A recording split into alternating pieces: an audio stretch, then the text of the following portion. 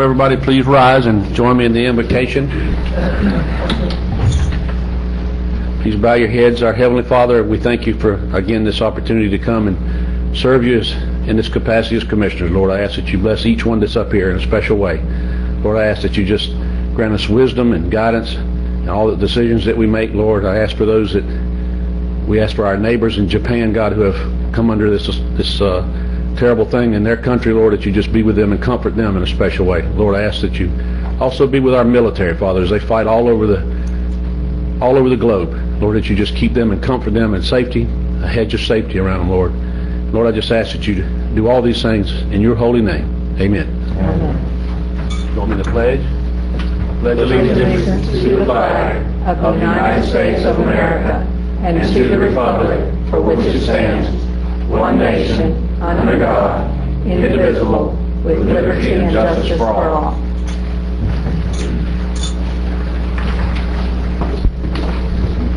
Okay, the first order of business is the approval of the agenda. Motion to approve. Hold on, let's see, we got some changes first. Heather? Yeah, I want to pull item 8 from the consent agenda for discussion. Okay, pull 8 off consent. I want to pull tab 6. Off consent? Off consent. Okay, 6 and 8. Tim, did you have a... Commissioners, we'd like to table item number 4 till the next meeting. There's some work we want to add to it, so we'll bring that back the next meeting. Okay, so we're tabling 4, pulling 6 and 8. Lynn? Yes, I'd like to remove the first of my 3 items on the agenda, tab 12A. Just remove it from the agenda altogether. Okay. Okay, anything else to add or subtract?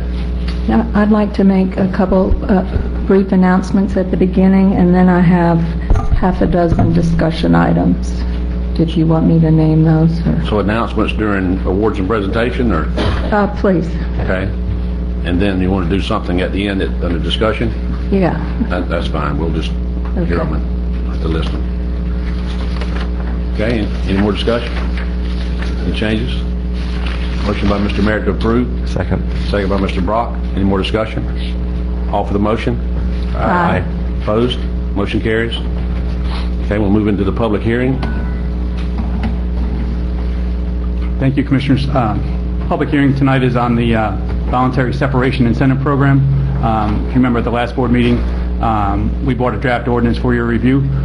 This is a program that would hopefully garner some early retirements in the county's employment ranks, and in an effort to try to reduce positions through attrition, we're offering some incentives for some employees that are eligible to kind of go out the door with a little something in their pocket and thank them for their service, and like I said, enable us to try to reduce the budget for next year and this year. Move to approve to conduct the public hearing and adopt the proposed ordinance creating a voluntary separation incentive program. Second. Okay, a motion and a second to hold the public hearing and approve. Okay, do we have any citizens to be heard? Discussion? Commissioners? Thank our interim county administrator for bringing this forward. I think it's an excellent idea. Okay, all for the motion? Aye. Aye. Opposed? Motion carries. Now we'll move into awards and presentations. And the first is Mr. Dave Lansford regarding energy, myth, and magic.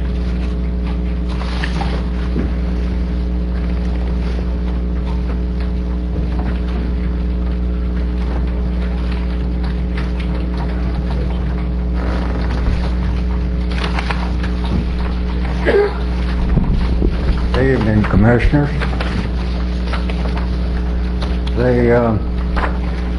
I'd like to ask a question to begin with. How many of y'all rode a bicycle, walked, ran, drove a motorcycle, rode a horse or something to get to the meeting up here tonight? No one? I walked from one office to this office. I ran today. The reason I ask that is because the same reasons you probably didn't are the same reasons that we started having problems with implementing green injury. You have to look at it as well. I decided to look into the energy situation when I started hearing people constantly saying that it would reduce our dependency upon foreign oil. Well, I wanted to see if it would or not. So that's what this is based on.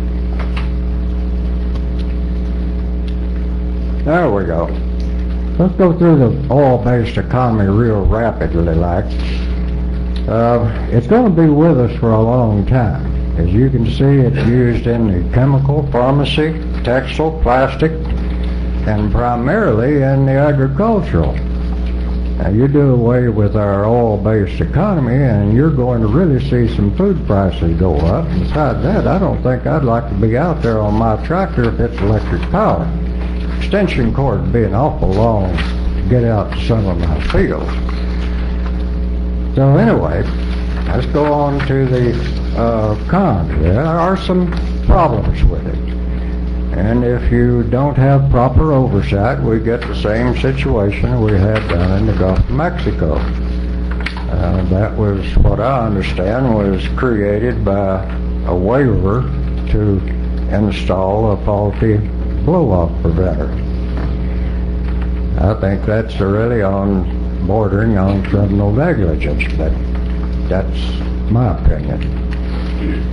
We'll look at transportation and home use primarily. Fuels and lubricants and so forth, everyone's well aware that we do that, use oil for that. And by the way, we used other substitutes many years ago. In fact, in World War I, the aircraft engines were lubricated with castor oil. Now, most of you will remember castor oil as a home remedy for digestion problems. Well, you can imagine the pilots back in World War I didn't have any digestion problems after breathing castor oil fumes many hours a day. This is a graph that I've pulled up, and it's really a graph as engineers call heat of combustion. And what it does is it tells you how much power there is in various fuels, and I've compared everything to gasoline. And alcohol, as you can see, that's a generic term for the ethanol, methanol, and so forth, which is being put in our gasoline at the present time. And it has roughly half of the heating value of gasoline, which means that you'll use twice as much to go the same distance or to develop the same amount of power. There's a little problem there because it takes 1.5 units of energy to make 1 unit of alcohol. Well, it doesn't sound to be very economical, but that's what happens. Another side effect of that is that the grain that is used for fermentation and so forth to develop alcohol is unusable for feed or for food. Consequently, third world countries are now having problems getting enough grain from the United States because they've converted over to methanol-based corn. Diesel now is quite interesting. As you can see, the heating value and so forth is much better than, or not much better, but some better than gasoline. And although diesel, when he developed the diesel engine, developed it to run on peanut oil. Well, diesel engines can run on fish, vegetable, mineral, or animal oil if it's refined to take care of solids and fats and so on and so forth that are detrimental to the engine. Now, that's just a little something that might be interesting to someone that's got a diesel engine that they can make biofuel and run it in a diesel engine without any problem. Electric-based economy. The proven generating technology is usually steam, primarily used in the United States in coal. We use oil, natural gas, and there's quite a bit of nuclear.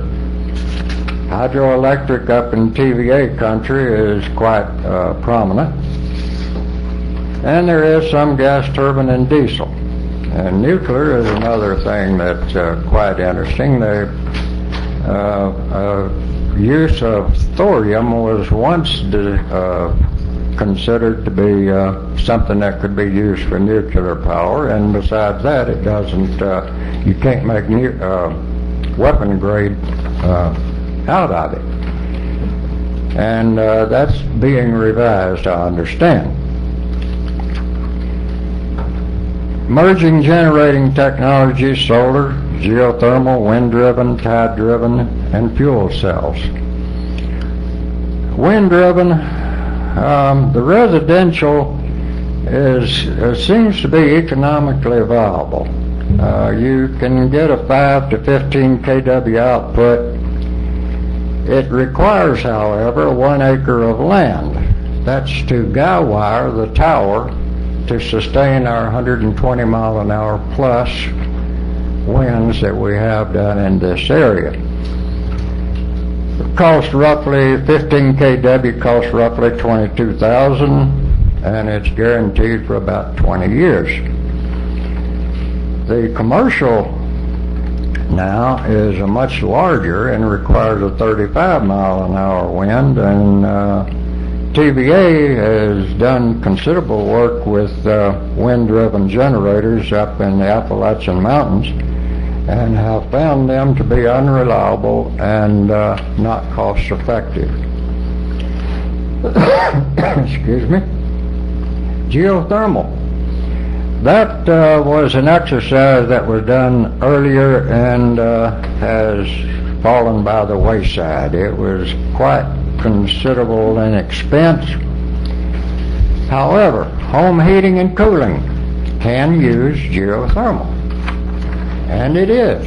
In Minnesota, some of my family members up there are using underground heating and cooling in the winters up there by going down about 12 feet, laying 400 feet of copper pipe underground, and taking the 55-degree temperature that they get out of it and heat their house through a heat pump. Have a fluid going through the pipes and so on and so forth. Quite interesting. It works. And you can also use wells. That works, as long as they're far enough apart. Geothermal might be viable if you get it closer to the surface, such as at Yellowstone Park or Warm Springs, Arkansas, or someplace like that. But as long as you've got to drill deep, that doesn't work too good. Solar energy. Now this is the most expensive, and yet it's the most that people have looked into. I went to numerous websites and could get no one to tell me the price of various units. So I had to go to a government website, and I found a 200-acre array that was put up out in Arizona or out west someplace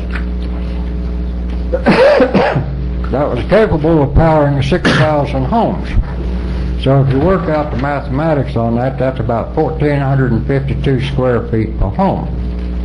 The problem with it is that it uses silicon, one of the most plentiful elements on the Earth's surface, but it's inefficient, very much so. You only get something like 16% efficiency out of it, out of the little tiles that you get. And then that's further reduced by the environment, the orientation, the components, and so forth, and you finally wind up with something like 8 to 10% efficiency. In other words, you have to have a large array to take care of both voltage and amperage. A 200 amp, 220 to 200 amp service would probably be about what that first item is up there, 1,452 square feet. Recovery costs 18 to 30 years based on 10 cents per kilowatt hour. Tide driven. They have tried that. They have looked into it. They've got a few problems in it. Locally, I don't think that it would work too good. We only have something like a 3-foot swing. And it's they have quite a few problems, as you can see there. Now this seems to be probably the most promising of everything. The Bloom Box is a small, compact outdoor unit about the size of your outdoor AC unit. It strips electrons from any gas or liquid fuel. It costs roughly, and I've got a question mark there, it says $3,000. The website said $3,000, but sort of question that. There is a lack of data, cost effectiveness, and so forth. But I've always thought about a fuel cell in a vehicle. So you can fill the tank up with water, it goes through the fuel cell, powers your car, come back home, turn the faucet on, fill it back up again. Now that's what I'm looking for. There is your electric transportation. Tesla Motors out in California. Whoop, didn't mean to do that. There you go. Look at the specs on that. Top speed, 125 miles an hour. Range, 245 miles. Look at the cost, $109,000 for the economy model, and that's just 2 passenger. The back, behind the cockpit there, the turtle deck, is your battery compartment, and there's something real interesting about that. It's liquid cooled. Anybody that's charged a battery, discharged a battery, knows that you get quite a considerable amount of heat out of it if you charge it too fast or if you discharge it too fast. That's why they've done that. I can imagine it wouldn't be too good for me. I get out on the interstate, drive 70 to 80 miles an hour. I'm afraid it might overheat on me. But anyway, that's $128,000 for the sports model. And by the way, it's in production. You can buy it right now. They're also planning on putting out a van in 2012, and it uses the same technology and everything. Approximate cost is around $50,000 for it. So it's getting down to where it's, people might consider it anyway. Since I did this and worked on this, General Motors recently announced that they are going to produce a hydrogen-powered car. This will be a fuel cell that will strip electrons from bottled hydrogen, and there's very little other information on that. But at least people are looking at these alternate forms. Basically, what I've come through and looked at and so forth leads me to believe that we're still in the very infant part of green energy. Whether we'll ever get an alternate source of oil, I seriously doubt it. It's too convenient to fill up a car, go out, crank it up, and take off. Electricity, well, you got a problem. TVA has looked into all of this, and we have an antiquated conveyance for electricity. TVA says that they lose half of the power that they produce from the time they produce it until it gets to the consumer. This is lost in heat and other losses in the windings and so forth in transformers and in the transmission units themselves, the wiring. We run right now anywhere from 95 to 100% of our capacity on peak hot days. You start getting a lot of electric cars and so forth in, and can imagine what's going to be happening. We're going to have blackouts, we're going to have brownouts, we're going to have problems unless we can get our grid system updated to where it would be more easily transmitted. Another item that concerns me in this time, and I'm finishing up by the way, is the fact that a nuclear explosion at 25,000 miles up will cover the entire United States with an EMP, electromotive pulse, that will destroy all electronics. The electronics are used in computers and so forth that power our grid system. It's just something that I think that it would be awfully good if we had a Model T sitting around the house someplace, that if something like that did happen and we had an electric car, you could always go out and crank up the Model T and keep going. So that concludes my presentation. Does anyone have any comments or questions on it?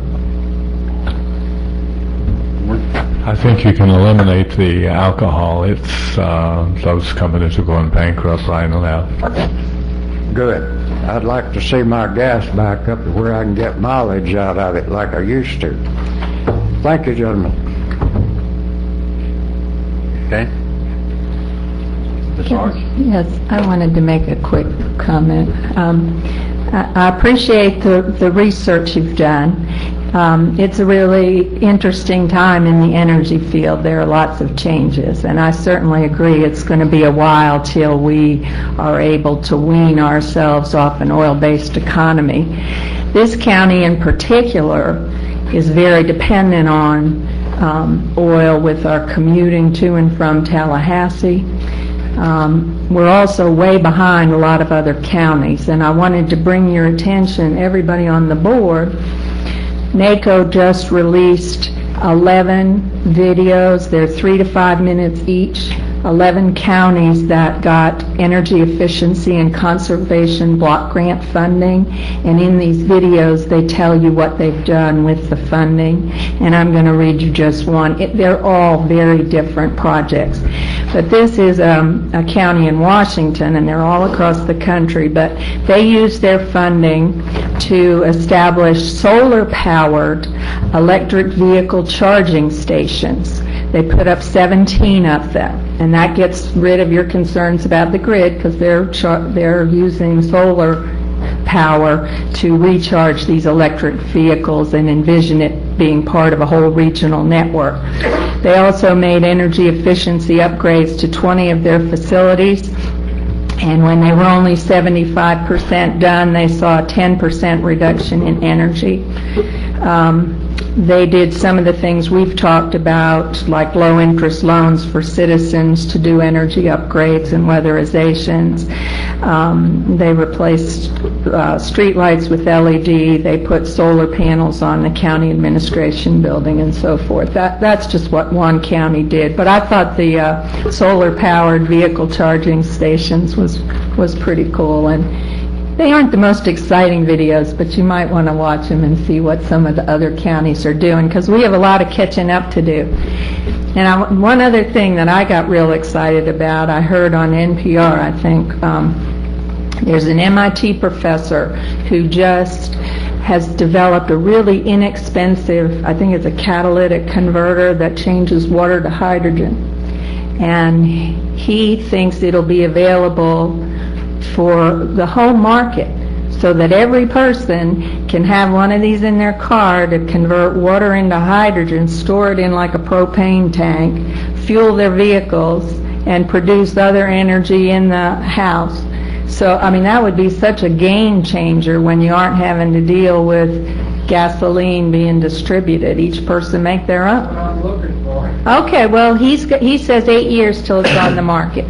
So anyway, there's going to be a lot of exciting things coming onto the market, and it's going to be a lot of competition to see what shakes out. But anyway, thank you for your interest in energy. Go ahead, Ms. Hart. Okay, I had a couple other things. I wanted to congratulate the Historical Society on their debut performances of the Wakulla story. It was wonderful. And if you missed it, you'll have to wait till next year, but it'll be a new series of plays, and I highly recommend that you catch it next year. As you know, we have changed our agenda, our online, so we use our computers, and that means we have a different version of the agenda online at www.mywakulla.com. And if you're somebody who likes to access our agenda from home, I've heard from a few people they're having trouble. They have to scroll through the whole document. And there is a pane with a menu of bookmarks on the left. If you know, it's not visible unless you click on the things to make it visible and expand it, but I'm just trying to help educate people about that. There may be a couple systems that don't show that, and if you have that, please contact Jessica Welch. And Man, that's it up there on the, oh, right. over to the left is what she's talking about, that pane. Right. Can you collapse Can that you so they see what it looks like collapsed? If they get back into it, that's what she's speaking of. And then click so they can see all the tabs under something. See? And you can go right to each tab under. It's just like if you had a book in your hand. And that'll take you to the exact place that you want to look at. You don't have to scroll through the whole document. And hopefully we'll put some information on our website so that people can help figure that out. And then my last thing, Saturday, March 26th at 11 a.m., we're going to have a dedication of the Gretchen Evans Bridge. So if you don't have something to do, come on out for the ceremony. Gretchen Evans was a pioneer in nature-based tourism. She established TNT Canoe, and she also did a lot for manatee protection with no-wake zones on the Wakulla River. She founded the group Humanity, which had a festival every year, and it's a fitting tribute, I think, to a woman who was way ahead of her time. And I'll be there, and if you don't have anything to do on Saturday, March 26th, please join us at 11. Okay, is that it? Yes, thank you. Okay, and we'll move into consent agenda. We removed table 4 and pulled 6 and 8, so I need a motion to So moved. approve the remainder. Motion by Mr. Brock to approve the remainder. Second. Seconded by Mr. Barrett. Any discussion on those items? Call for the motion. Aye. Aye. Opposed? Motion carries. Item 6. I was asked to have a proclamation that Friday, April 1st through April 9th would be Wild About Wakulla Week here in Wakulla County. And we had it on our consent agenda, but we wanted to make sure that we recognized it. A quick heads up also, April 1st, that first Saturday in that weekend, is going to be the Wakulla Wildlife Festival, and then April 9th, that next Saturday, is the Sop Choppy Worm Grunting Festival. So I hope that everyone gets a chance, and I know our chamber is doing a low country boil in the middle of the week that I'm sure they would love for you to come to. The proclamation ends with, now therefore be it resolved that the Wakulla County Board of County Commissioners in regular session and duly assembled declares Friday, April 1st through April 9th Wild About Wakulla Week, and be it further resolved that Wakulla County urges fellow citizens to observe this week by connecting with friends, relatives, neighbors, and visitors to engage in diverse activities celebrating our county's unspoiled natural surroundings, abundant wildlife, rich heritage, living and traditional culture, cuisine, artistry, and all characteristics that contribute to and make up our wonderful Wakulla County. And I would move to pass this proclamation. Second. Moved by Mr. Brock, seconded by Ms. Arts. Any more discussion? All for the motion? Aye. Opposed? Motion carries. Okay, and then number 8. Thank you, Mr. Chairman. The only reason I asked this to be pulled off of consent is because they are asking for us to negotiate an agreement and have the chairman sign it without bringing it back, and so I did want to get in the record some of the parameters for that delegation so that we don't have an unlawful delegation issue. And what I propose is, if the board is inclined to go with the top-ranked firm, this is the firm that we just recently negotiated the Section 8 document contract with, and so I would like to use the Section 8 contract as the base. Outline the scope would be the program administration services in accordance with state, federal laws and regulations. The payments would be not to exceed the administrative and other fees allowed under the SHIP and the hardest hit programs. Payments would be made in accordance with the Prompt Payment Act and upon receipt of the monies from the granting agency. Subcontracts would require prior approval. Modifications obviously must be in writing. The termination provisions from the Section 8 agreement for cause and convenience would be utilized in this agreement. The remedies section would be the same as in the Section 8 agreement. The liability, the insurance provisions would be the same as in the Section 8 agreement. The term I would propose would also be the same. It'd be through 9/30/2012 with 2 one-year extensions. With the SHIP, we may run out of funds before that time period, and if so, it would have to terminate earlier. And then the other miscellaneous provisions, eligibility, conflict of interest, and the applicable attachments from the Section 8 contract would be put in here. So that gives us, staff, a little bit of parameters so that we don't have to bring the contract back to you all for approval in April. Move to approve the evaluation team's ranking of proposals for outsourcing Wakulla County Housing Services, RFP number 211-03. Authorize staff to negotiate and authorize the chairman to execute an agreement for services Meridian Community Services Group, Inc. Is that in accordance with the terms I just outlined? In accordance with the terms outlined by our county attorney. Second. A motion and a second. Any more discussion? Any citizens? All for the motion? Aye. Opposed? Motion carries. Thank you. Okay, we'll move on to general business. Number 9. Thank you, Mr. Chairman. Good evening, Commissioners. First item up for business under general business is update to the board on the budget status and options for consideration. First of all, I apologize for not getting something of this nature to you earlier than anticipated. It just took us a while to get a footing on where we are to give you good, solid recommendations moving forward. But I've been working with the clerk's office, and we're, like I said, trying to solidify where we are and bring you something for your consideration. Basically, this item is 13 pages, so I can go through it rather quickly, give you kind of a brief synopsis of where we are, highlight again the recommendations, and then we can discuss whatever you choose. Basically, where we are, we're looking at we need to make some adjustments for this year. As I talk later in the item, let me just go through the item. Why don't I do that? There's been a lot of discussion about our decline in cash. That is not a secret. We all know that we've been experienced shortfalls in cash, or anticipating some this year, and it has to do with many number of factors. Our revenues are not outpacing our expenditures any longer. We're in an economic downturn. We have been able to sustain ourselves with limited cuts, limited reductions in staff, but at a cost to our general fund. Well, most of our cash reserves in all of our funds. We're no longer able to do that any longer. We're anticipating pretty unfavorable write-up from our auditor this year. We wanted to get out ahead of it, let you know that we're looking at ways to reduce the budget for this year to hopefully stave off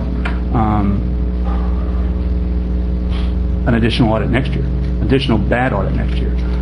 So just to put you on warning that we're probably going to get a bad audit in the next couple months. So I just wanted to not highlight it, but just let you know. And that's kind of what this item is doing, is telling us where we're going, how we need to get out of there, and hopefully we'll see the light at the end of the tunnel at some point. But anyway, basically our cash declined from a number of factors. Like I said, we didn't bring in the revenues we anticipated. Our state revenues kind of took a decline. Our jail bed revenue took a decline. We also appropriated, for a number of years, a significant fund balance in our general fund, which is using your reserves to maintain your operations. So that's that's where we're seeing this decline in our cash and our overall, especially in our general fund reserve. And it was not just felt in the general fund. We have pretty much 9 large funds that the county operates on. We've had some small grant funding, but it's really based, the grant funds we don't include because they're based on grants. We only take in what we apply and get. But your basic 9 funds is your general fund, your building fund, your road department, your fire services MSBU, your sewer O&M and your sewer access fees, your solid waste department, impact fees, and 1 cent sales tax, as I listed in the item.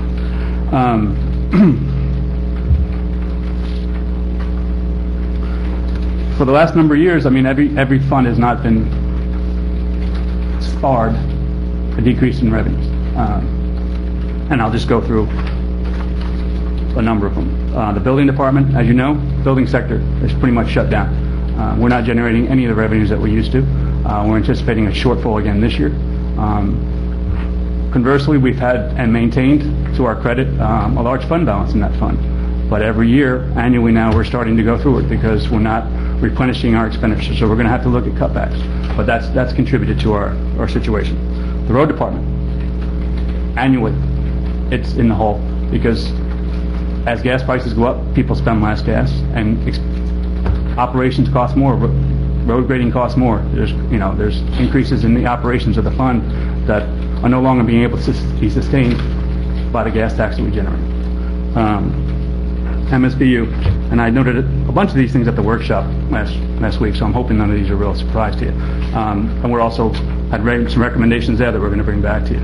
But we decreased the MSBU last year for the fire services. But we moved costs into there. We moved the paid salaries, the $420,000, onto that fund.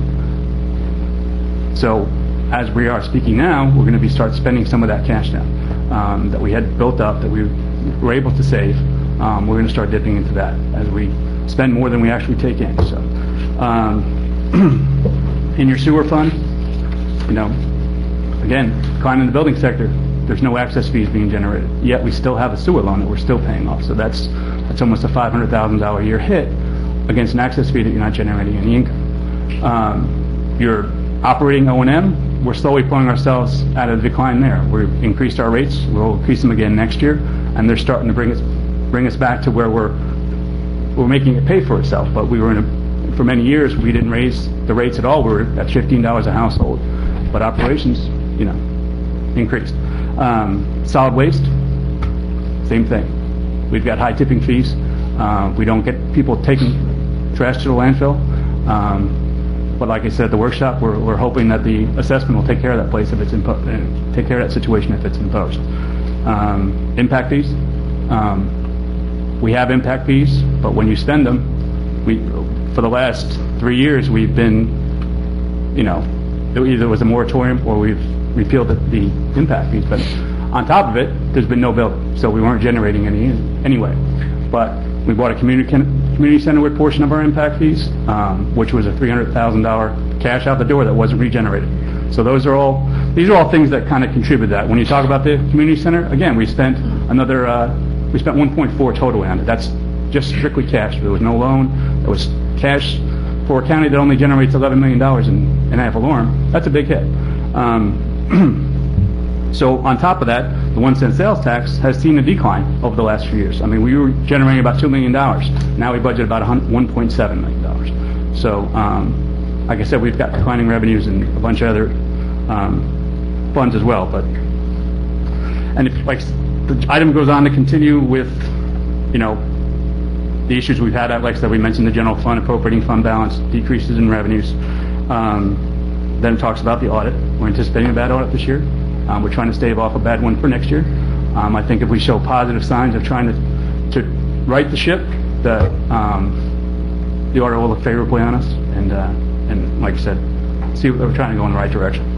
Tim, if I can interject here, if Jessica, can you put that table 8 or page 8 up that has a table of current actual, and I want to make sure the public understands, because if I were out listening, I would think, oh God, the sky's falling and we've overspent all of our budget.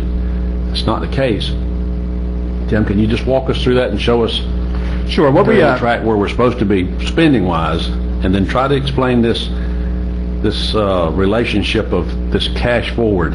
Okay. Because that's what keeps hanging up with everybody. I want everybody to understand that we're not overspending our budget. We're well within our budget.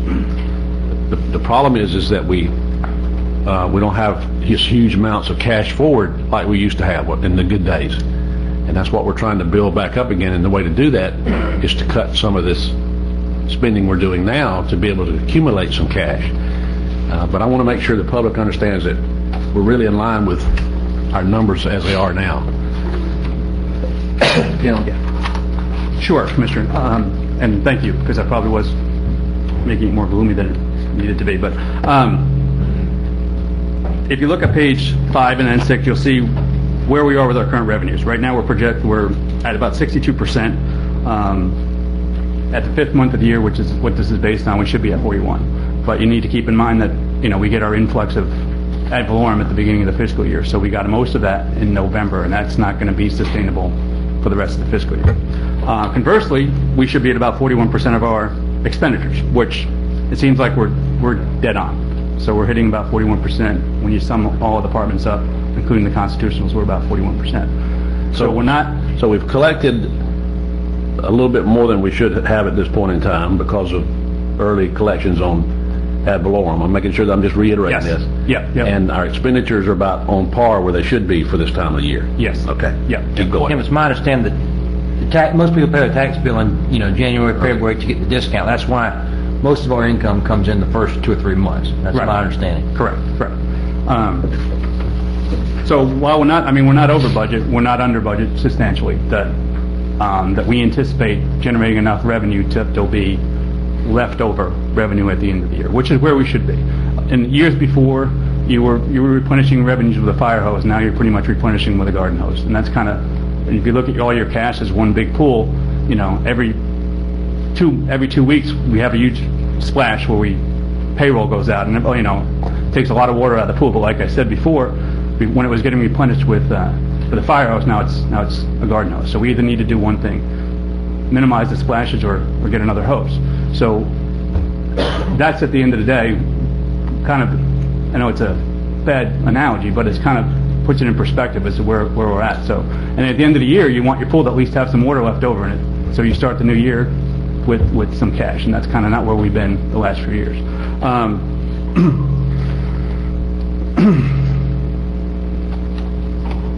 Let's see. I've kind of reiterated a bunch of the stuff that's already in here. So I'm just going to go on to the recommendations and I have a couple of questions. Okay, sure. Sure. All right, I don't see anything in here about our lawsuits or our lawsuits settled to where we can talk about them. Have we settled our lawsuits? Not all of them. Not all of them. There are some that are still pending. So there's nothing in this discussion here that reflects the lawsuits even that we have settled and the negative effect that has. Well, those are, they were paid out it's included in the kind of the 3-year look back when you talk about the general fund and the expenditures. I'd like to see those broken out. Okay. So that the public can see where that money, how much that money was and who's responsible for it. Absolutely. Then I have another question. Is we do a budget and we say that we're within our budget, but shouldn't we do our budget based on the amount of cash that we're going to bring in? You say that we're even with our budget. We're not spending more than our budget. But if you budget more than the cash that you have, I'm somewhat confused here. Well, no, you're actually right on point, and that's why the item is kind of being brought before you, because Yes. we're spending what we budgeted, Yeah. but we're not taking in what we budgeted. I guess that's my question. Should we not budget according to what we perceive as our cash coming in? If you budget for $10 and your cash coming in is only going to be $5, then why don't we budget for the $5? Well, we tend to do that, but we don't know that we're only going to get $5 until we start going through the year. We get most of our estimates from the state and the revenue. We don't know what jail bed's going to do, how many inmates we're going to have, so it's really there's no perfect science to it. We try to estimate it, and then when we're under, we need to come back and cut back on our expenditures, and that's kind of where we're at today. If I can, and you're right, You're right on it. Years ago, that's the way we used to do it. Unfortunately, we got to the end of the year, we found ourselves, we were short in all these funds. Tim's taken a proactive approach to it with the constitutional officers saying, look, you know, we're this far, we're 4 months into the year, going into the 5th month, and we know that there's some projections that are low, we need to adjust. And I think, and I applaud him for that. That's what he's trying to do right now, is offer us some alternatives to offset that negative that we're going to have, because we know there's going to be some shortfalls, and we got to overcome that. I mean, he could do nothing, and we could just, you know, gaggle through the year and get at the end and be in the hole. But that's what he's trying to, you know, overcome that now. And I don't have any, Tim, I'm not here again, I'm not going to fuss at, I'm not fussing at you, because really, what you're saying is fine. But I think we should do our budget, and maybe that's what we're doing, but we should do our budget based on what our cash coming in is going to be. And that's what we did. we did. Okay. We did do that.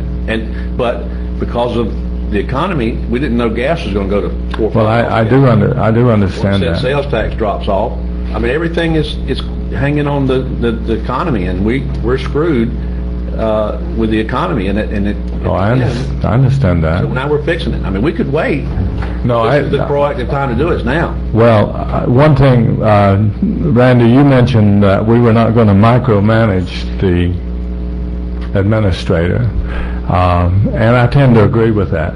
But I am absolutely not going to stick my head in the ground and let something happen and then come back later and say, well, I didn't know anything about it. That's not going to happen. I'm going to be out here talking to you, and I want to know, I want to be responsible, because I'm just not going to do that. I'm not going to come back later and say, well, I didn't know what was happening, somebody else must have been doing it. And I don't think you expect that. No, and I would rather be informed, so nothing's a surprise. You know, I don't want to throw surprises at my board. So now you're going to tell us some alternatives to try to offset some of that loss that we're expected to have. That's what your next part is. Right. Okay, tell us. I listed some recommendations that I think we need to do to get out of this, to come out in the positive at the end of the year, to come in the black. And the first thing is we need to cut expenditures. So we looked at a number of different percentages as to where we need to be. We thought that we could end the fiscal year with $300,000 or $400,000. We're going to be good, because we didn't get here in 1 year. So we're not going to pull ourselves out of it in 1 year. So it's going to have to be an annual thing where we're proactive in trying to build back some sort of significant cash reserve fund balance. We takes about 1.6. I think that's correct. 1.6 a month to operate the county. So we should have at least 3 months worth of operations in reserve. But we know we can't do that in 1 year. So we need to start building that back up and annually build towards that goal and get us back to where we were. And like I said, the first thing that we need to do is cut expenditures this year and start that process. So at the end of the fiscal year, we're in the black. And we looked at a different number levels of percentage that we felt comfortable with. And we think at 2.5, if everybody across the board cuts 2.5, is one recommendation that I would make. Tim, can we get that table on the graph up there so the public can see it? I think it's table 3. If Jessica can put. Tim, I wanted on page 10. It's right there, Jessica. Tim, I wanted to mention something on the revenue side. I just calculated if we take in our local revenue and we discount the ad valorem taxes, which of course is front loaded, we're at 42.7% right now, which seems about where am I thinking about this correctly? Right. 5 months worth of revenue should be 41.7%. We're actually at 42.7% of what we budgeted to collect. We have actually collected to date. So I just did this real quickly, backing out the ad valorem, because that's, you know what I'm saying? I don't know if you did that number or not, but that's where we're at on local revenue. Right. We projected out most of our major revenues to see where we'd end up, but we're at 41% of our expenditure, almost 42. So there's no net sum gain there. We're still maintaining, exactly. and we're not building.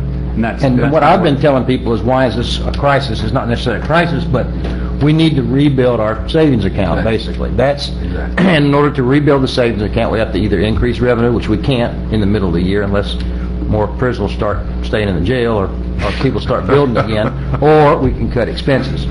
And that's the only two ways to do it. Hold on, Randy. Lynn, you had a point. Yeah, and I think both Mike and Randy have been doing a good job of trying to explain this to the public, and I wanted to just elaborate on what you said. This year, the amount that we predicted that we were going to bring in and what we're spending is a good match this year. And if we had a bunch of money still saved up, we wouldn't need to make any cuts. The problem is, over the last few years, we've drawn down our savings, and we're going to get a bad audit report, not because of our spending or our failure to project revenues, but because we drew down our savings.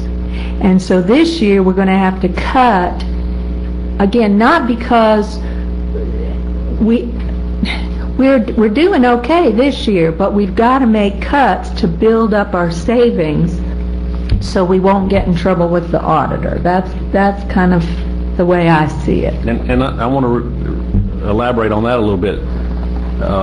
Some of those short, where we had to borrow down from that savings, and I know that bothers people, and it does me too, because I don't like to have to borrow down my savings to make my household income work.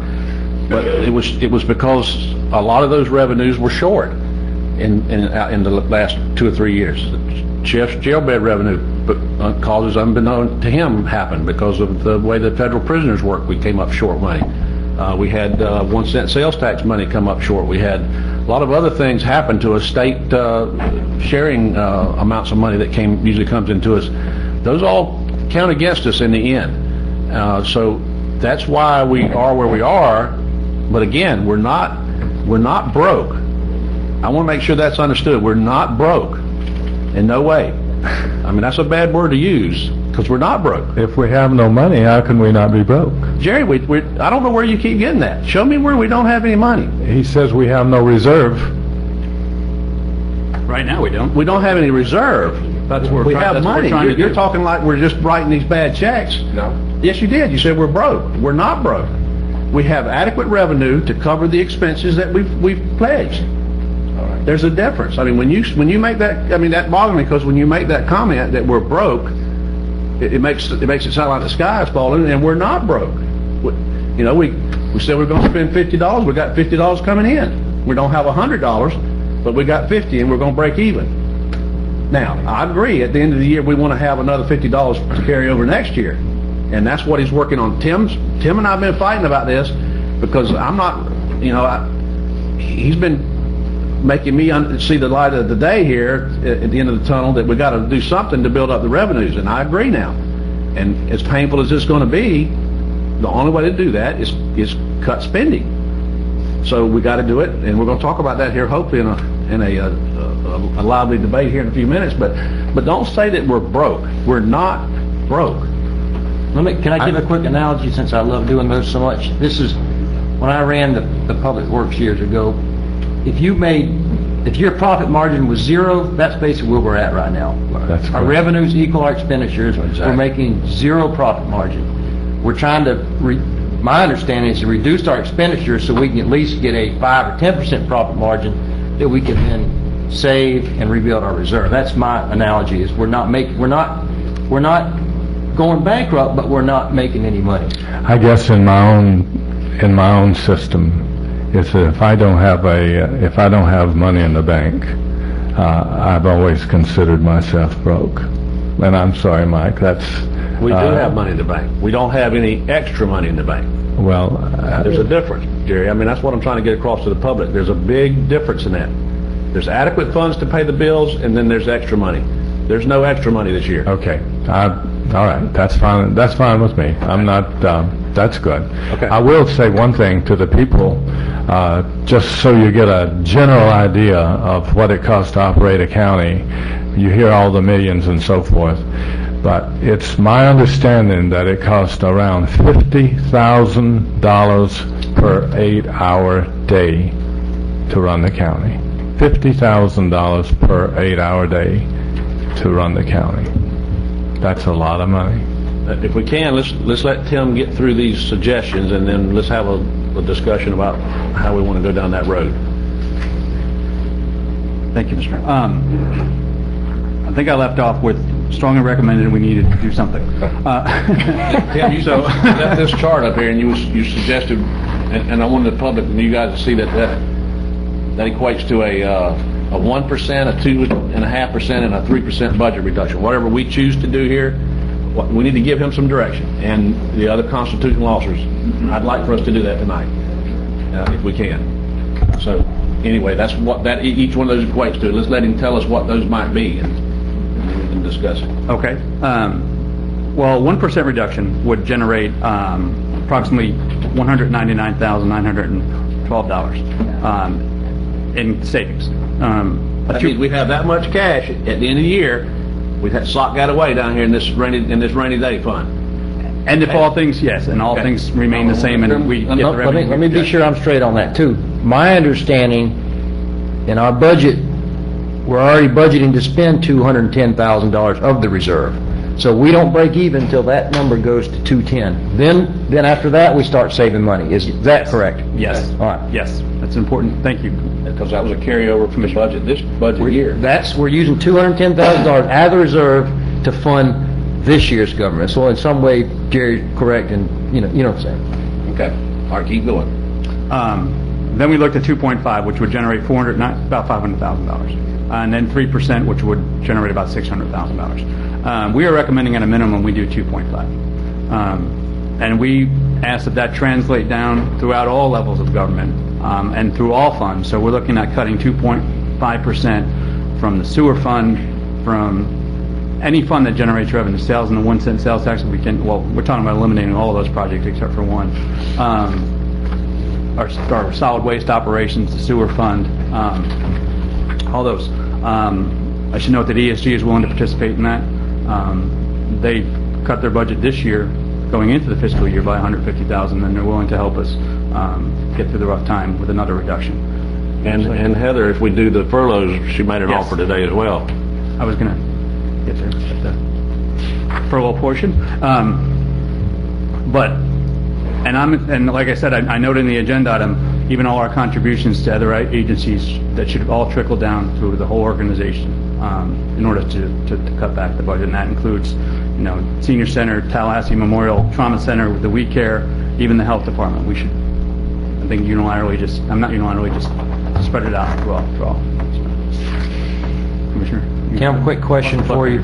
Out of the positions that we have vacant now that are not filled, we're at 2%. We're requesting the board cut $179,000. I'm assuming that includes ambulance, everything underneath us. Is that correct? Parks. Yes. What, by not hiring a county administrator, not replacing the position? I think there's a couple positions in ambulance. What do you estimate that savings to be if we just keep things like they are right now? Those were budgeted expenses that are not being filled, in other words. Right. I know that I haven't looked at the ambulance positions. I know the county administrator position is at least $60,000 that we would save not hiring until the end of the fiscal year, because what we budgeted and what was used of that portion of the salary, we know for a fact. I guess what I'm trying to get at is if we just stay where we are today with the cuts that have already been made, would we make up, at least in the board office, would we make up that $179,000, you think, with those 4 positions or whatever? I would look into it. I don't want to say sitting here tonight that's exactly the case. I would probably still go into each budget, and I've asked the departments we met last week to get out the scalpel and start cutting to where they can get up at least 2.5%. Obviously, some departments, some of them are single person departments that ain't going to be able to cut too far. So where we could cut elsewhere to make up that difference, but we'll get to 179. My whole point about this is if we don't have to do furloughs, because that's something that affects customer service. I'm sure you've all read the emails about the Parks Department. That's a position that was not filled, and now it's suffering because of it. So if we can make up that 179, we only have to make it up off what was budgeted, right? We budgeted for a county administrator. We don't have one. We get that back. We budgeted for Eva's position, and we're not paying for it. We budgeted for these other things and we're not paying for them. Now, we need to get, of course, the total, I agree with him about the 2.5%. This will give us about $280,000 to put back into the reserve to build it back up. It's not going to give us $500,000 because we got to make up that 210. Right.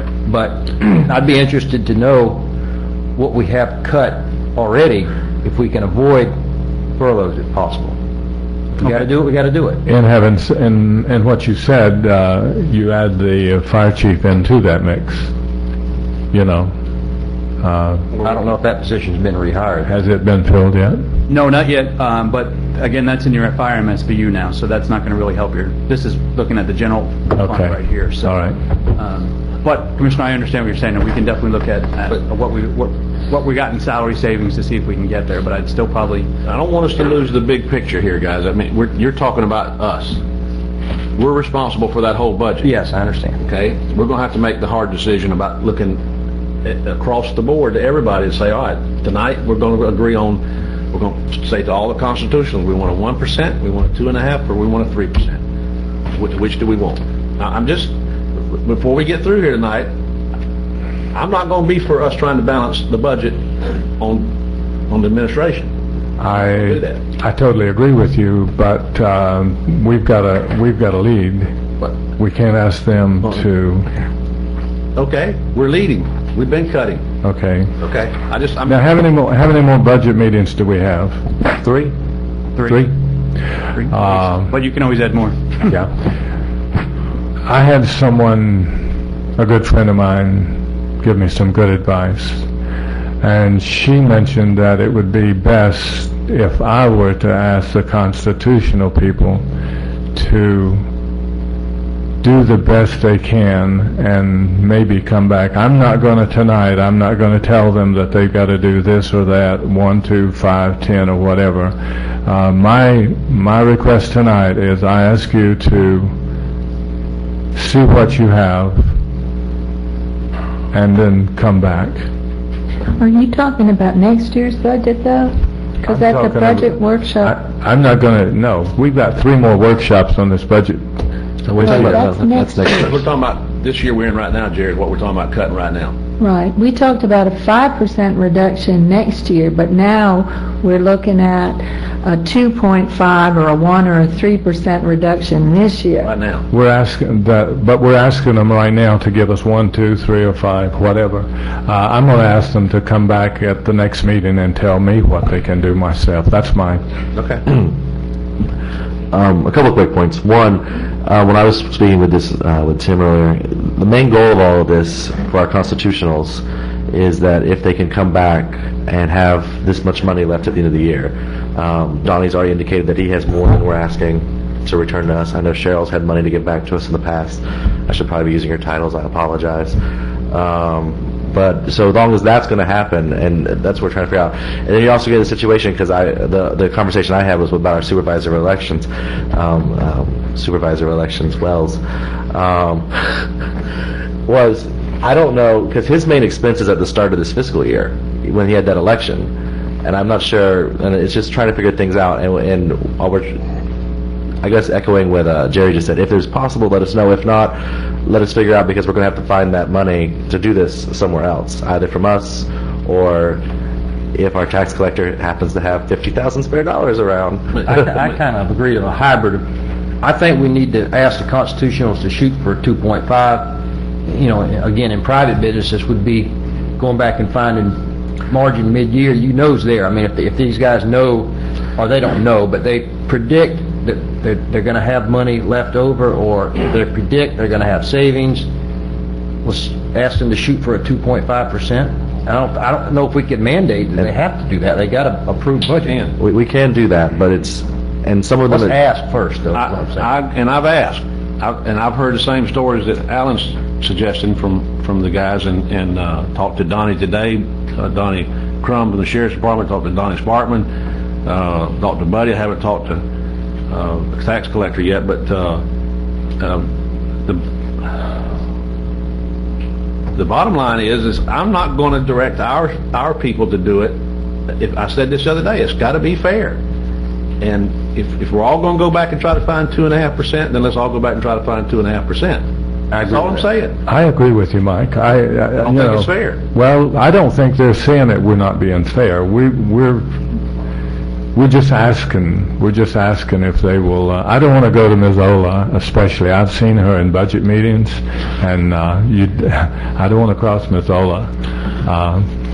She doesn't like for you to talk about her budget, and Buddy only has one person. You'd have to divide himself to take any off there. But I will bring up one subject, and I'll probably be whatever. But I have. I would like to see. I'd like to see the numbers. What would happen if we moved our EMS and the fire department over to the sheriff's department? I have sent a letter to the sheriff requesting that he give us numbers of possibly what he could save if those two items were moved over to his department. So I'm sending a letter to that effect. I think we have some people looking at that for next year. That was part of the agreement for next year's budget. There's no way to get it in this year's. There's no way. Well, fine. Maybe next year's budget. But I think that's something the board needs to agree on. That's something we want to go forward with, and consolidate that and look at. I think there needs to be a significant committee put together, a team, if you will, of the right people to look at all the pros and cons to it. I don't want to go half-cocked at consolidating fire and ambulance. I would like to see the numbers. Well, we've got to get a team together. Couldn't we just ask the sheriff's department to That's what I've done. have a number? He can look at the departments and know who wouldn't be there or who he would find other positions to reduce the cost. He knows where he can reduce costs. This has nothing to do with That's not this situation, but I guess it's for next year, another topic to discuss. Yeah, I think that needs to come back and let's debate that in a workshop and talk about how to consolidate those if we're going to do that with it. And I don't have a problem with looking at it. I think it's a good idea to look at, and maybe it's worth doing if we can save money. And maybe we, if they tell us we save, I think we need to come up with a number. I'm not going to say if y'all can save us $50,000. If they can save us $400,000 or $500,000, it might be worth doing. That's what I've asked him to give us the numbers. Well, again, I'd like for the board to make that decision. I think we talked about this at the last budget meeting. I don't mean to keep getting off subject, but that was one of the things that Tim was going to work on. I think at least look at the numbers. Well, I know that the Sheriff's Office and EMS and Fire meeting with Mr. McDermott and all those folks to see if there's some synergy or some economies that we can I did think that was a direction that came out of that budget workshop. So I think the board has given that direction, basically, to look at it. Okay, let's get back on track where we're going with. I mean, we've gotten derailed with what we want to do with this existing year's budget. Are we going to ask them? Are we just going to say, y'all come back and tell us, or are we going to give them some direction? I got another question. Go ahead, Al. Well, I had two quick more things. As we ask each of these people to try and contribute another 2.5% from their budget, is what it looks like we're going to do. I'd like to, if possible, for the programs that the state's talking about cutting funding from this year, which would be the health department and the library, so maybe see if we can wait off cutting from them, because just to keep their doors out, like if they have they're going to have let people go as it is if they lose their state funding mid-year. So the few $1,000s that would be from each of those organizations could be more impactful than it will be from others. That will do things. And I forget, because I don't have our budget book in front of us, if we allocated, we gave money to one charity, and that was We Care, and you mentioned making sure we cut 2.5% from them also. And I forget if we allocated $3,000 or $6,000 of our multi-million-dollar budget towards that one charity that helps the people in Wakulla. But that would be, according to my math, $75 or $150. If we could avoid having to ask them for that money back, I would appreciate that. Because I think it's more embarrassing to say, because I assume we've already paid them. I don't know if it's an installment. I'll have to see how the invoice is. But I don't want to ask them. He just said it. I'm only stating it because he said I want to cut from, and he said health department and We Care. Here we are back, guys, to the same and I don't want to be rude here, but the same mess of, you shove it, and sooner or later you got to say, you got to wear some of it. And I'm ready to wear some of it. I'm just saying there's going to be, as we say, cut 2.5%. I'm saying, especially with that $75 to $150 from our It's not budget, going to be popular whatever we direct to be done. it isn't going to be popular whatever we direct to be done. But I'm ready to wear the abuse, and I'm already getting it, and I've already lost some friends over this. But hey, that's politics. And the bottom line is, let me just get this off my chest because it bothers me. We can't just keep suggesting. We're going to have a backbone up here to say we want to cut 1, we want to cut 2.5, or we want to cut 3. Look out and say, go do it. Come back and tell us. I don't care how they do it. I'm not going to tell the sheriff or anybody else how to cut 2.5% out of their budget. That's not my job. But at the end of the day, they can take it over the months, or we can take it out of the last draw that they get. But somewhere, we're going to take whatever that amount is, let's say it's 1%, and we're looking at, I'll just pick somebody, the clerk, he's not here, he can't cuss at me, but it's a difference of 1%, it's $4,385. He can take that over the next few months, or he can give it all back to us in his final draw. That was my question. But that's the direction we need to give. Tonight, we need to give some direction about what to do with the budget, and quit him hawing around and saying, well, we don't want to take it from We Care. Guys, it's tough times, and I care about We Care, but I also care about running the county, and if we don't want to have any, we're going to pay the bills. But when the budget year ends and we don't have anything in reserve, then we won't have anything in reserve. That's the bottom line. So I'll get off my soapbox, and Randy? My question, you kind of answered it, I guess, is if a constitutional comes back and says, all right, I'm going to cut 2.5%, could they do that via refund at the end of the year, or Yes. would we need to reduce our monthly payment to them by 2.5%? No, as long as we get it by the end of the fiscal year, that's all we care about. Correct, Tim? I don't have a preference in how they do it. I mean, if we're going to Talk about that today. That makes a big difference. take it to from the them. last draw, they It can does. return a check to us for that. I mean, as long, And they may be able to, finagle it through the year and say, oh yeah, I can do this, and save it up and then give it back to us at the end of the year. As long as we get it at the end of the year, that amount of money that's in red from each one of them, and it goes back in that kitty, I'm a happy camper. I don't have any problem mandating us 2.5%. I have, And go ahead. so the board, you may be able to cut a little more from somebody like Buddy, maybe he can't, Let's talk about that.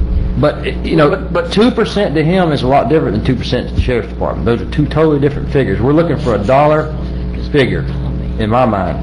So I say 2.5% is what we want them to cut. Come back and tell us how you're going to do it. Okay, I'm fine with that. That's where I'd like for us to get to tonight. Why don't we take a proactive stance, and we have a facility out on Shadeville Highway that the clerk is in now, I think. Why don't we just sell that building? We bought it, we made a mistake in buying it, we spent our reserve buying it. Why don't we just sell it? Who's going to buy it? Put it on the market. Get a good realtor, put it on the market. You don't know who will buy it. Everything will sell if the price is right. We can take a loss, I guess, from selling it, but let's stay on where we're at right now. Let's try to muddle through this. Tim? I was just informed it'd be better if we took it out of the last draw, because by the time we would get it in a refund, it'd be November or December, because when they close out their, like we do, close out our books and realize what their balance was. Well, I know that two constitutional officers have told me, one in particular knows he's going to be able to give more than 2.5% back. I'm not going to name him. And the other one is almost positive he's going to give more than 2.5% back. So, in the end, but it's going. They're working hard at it. They're working all the systems that they have that's bringing in this revenue. I won't say any more than that, but I feel confident that they're going to do that. Yeah, me too. But we just need to give them some direction. Say, guys, we need y'all to come back with 2.5% at the end of the year. And if they can't, and Buddy Wells can't, or the tax collector can't, and they can only give 0.5% or 1%, then we'll make up the rest of it, or whatever it takes. We'll work hard to do that. I mean, that's the best we can do. Another question. Tim, do you need us, if we approve the 2.5% reduction in budget, do we also have to do the furloughs for you to feel comfortable? Or can we just move forward today with a 2.5% budget? He wants both. I'd like to look at what we've saved on the positions personally. If, and I'm looking at it from a customer service standpoint. You know how mad somebody's gonna be, they go there Friday and the building department's closed, or But we can the close library's- half days on Friday. I know, but you go there Friday at 2, then the building department's closed. So if... I don't want to do furloughs. I'm Yeah. totally against them. If we can make up the money with the positions by not rehiring these positions, it doesn't matter to you, right? I'm just suggesting, it does, you're looking for a dollar figure to cut, I guess you really don't care how we get there. Or is this a necessary part of it? Okay. Yeah, it was 2.5 plus furloughs, but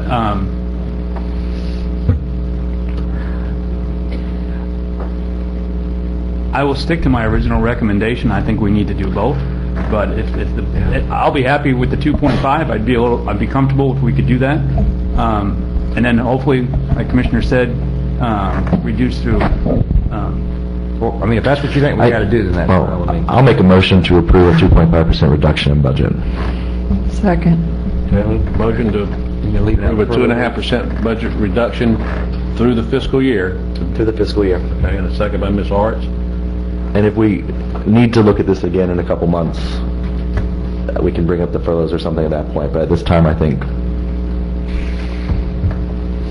I want to suggest that y'all go sit down with Tim and talk to him about furloughs, because I think there's an array of options to do with furloughs, with upper level personnel advice, you know, the common paid guy, a combination of, in combination with holidays. I mean, there's some things we can do to be creative and not just say we're going to cut 28 furlough days. I'd like to see that information too, Dan. He's got that. Thank you. Chuck Hickman.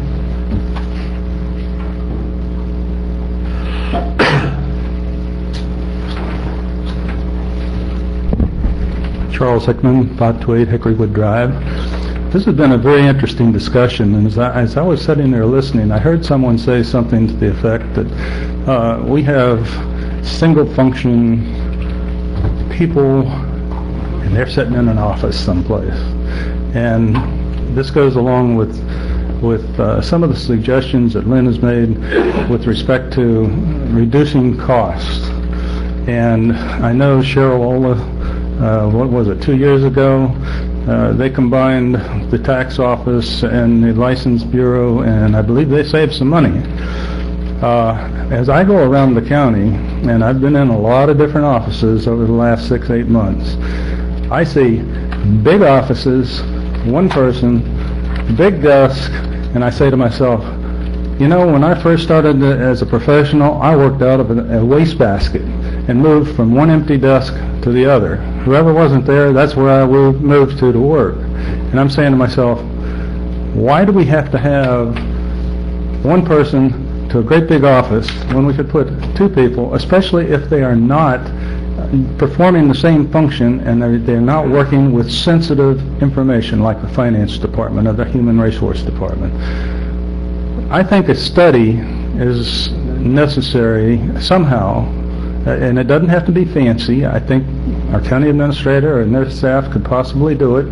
Take a look at the different functions and see if some of these people can't be put in the same office to start reducing some cost. And it might mean that we have to swap some desks out to get two desks in the same office, but I think there's a possibility there. There's just an awful lot to me of wasted space as I walk around this county and look at some of the different offices and how huge they are. Some of the meeting rooms could be consolidated.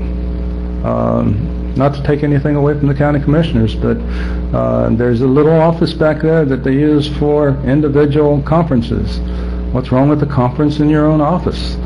Why do we need that office sitting back there that could be used for somebody in someone's function? So I just think that there's some areas there that could be looked at and possibly reduce expenditures, especially the variable, like lights and air conditioning or whatever. And that was just an observation as I was listening to this conversation going on up here tonight.